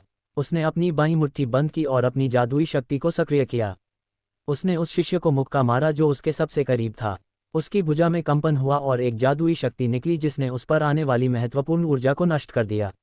अचानक एक लाल खंजर और एक काला खंजर उसके सामने प्रकट हुआ। वे अन्य 2 शिष्यों की ओर मुड़े। देव ने जिस शिष्य को मुक्का मारने की कोशिश की थी, वह अब हथेली पर वार करने की मार्शल आर्ट का हुनर दिखा रहा था। हवा में हथेली की परछाइयां बनी और उनकी प्राणशक्ति उमड़कर देव पर वार करने के लिए आए। एक पल में ही देव की मुट्ठी और फ्लेमिंग सन वैली के शिष्य की हथेली आमने सामने टकराए। धमाका, टक्कर के साथ एक बहरा कर देने वाली आवाज आई। अचानक हथेली की परछाई टूट गई और उससे जुड़ी प्राणशक्ति टुकड़े टुकड़े हो गई। देव के मुक्का मारने के बाद शिष्य का शरीर हवा में उछल गया और उसके शरीर से खून बहने लगा। उसकी बांह की हड्डियां टूट गईं। जब वह जमीन पर गिरा तो वही निश्चल पड़ा रहा। कोई नहीं जानता था कि वह जिंदा है या नहीं। उस पल शरीर को शुद्ध करने वाले फॉर्मूले ने दुश्मन को कुचलने की अपनी शक्तिशाली शक्ति प्रकट की थी। शारीरिक शरीर की ताकत का इस्तेमाल करते हुए मुट्ठी ने उस हथेली को दबा दिया जो क्रूर प्राणशक्ति के बल पर निर्भर थी। फिर ट्विन शैडो ब्लेड्स ने फ्लेमिंग सन वैली के अन्य 2 शिष्यों की भुजाओं पर वार किया। ट्विन शैडो ब्लेड्स ने उनके शरीर को चीर दिया और प्रत्येक शिष्य के कंधे पर एक बड़ा खूनी छेद छोड़ दिया। उनका खून हर जगह फैल गया। देव का ध्यान बढ़ गया क्योंकि उसे एक ही समय में 3 शिष्यों से लड़ना था। इस कारण से ट्विन शैडो ब्लेड्स अपने लक्ष्य से थोड़ा चूक गए और वे हमले को चकमा देने में सक्षम थे। वे अपने शरीर के महत्वपूर्ण हिस्सों में लगने से बच गए। यदि यह सामान्य मामले होते तो ट्विन शैडो ब्लेड्स केवल उनके कंधों में नहीं घुसते। अपने ट्विन शैडो ब्लेड्स के साथ देव 3 फ्लेमिंग सन वैली शिष्यों को हराने में कामयाब रहे जो सभी ऊर्जा एकत्रीकरण क्षेत्र के 8वें स्तर पर थे। माहौल अचानक तनावपूर्ण हो गया। किसी ने सांस लेने की हिम्मत नहीं की। अन्य सभी फ्लेमिंग सन वैली शिष्यों को विश्वास नहीं हो रहा था कि उन्होंने क्या देखा था। हालांकि उन सभी ने देखा था कि देव की महत्वपूर्ण ऊर्जा संग्रहण क्षेत्र के 9वें स्तर पर थी, फिर भी उनके लिए यह विश्वास करना कठिन था कि ऊर्जा संग्रहण क्षेत्र के 9वें स्तर पर एक योद्धा ऊर्जा संग्रहण क्षेत्र के 8वें स्तर पर मौजूद 3 योद्धाओं को पंगु बनाने में सक्षम था। वह मार्शल आर्ट कौशल के केवल एक प्रहार का उपयोग करके उन्हें हराने में सक्षम था। ये वास्तव में अविश्वसनीय था। देव की लड़ने की क्षमता इतनी मजबूत थी। यहाँ तक कि फ्लेमिंग सन वैली के शिष्यों के समूह में 2 पृथ्वी क्षेत्र साधक भी जो उन्होंने देखा था उससे चकित थे। उनके सभी चेहरे डर से काले पड़ गए। उन्होंने लेने का फैसला किया, देव को गंभीरता से लें। स्थिति को देखकर रेमंड और भी क्रोधित हो गया। उसे उम्मीद नहीं थी कि 3 शिष्यों के साथ मिलकर देव के खिलाफ लड़ने के बावजूद वे उसे पकड़ने में असफल रहे। अरे, तुम सब जाओ और एक साथ उस पर हमला करो। इस बदमाश को मार डालो। मडैन, रैंकिन, तुम दोनों जाओ और अभी उससे लड़ो।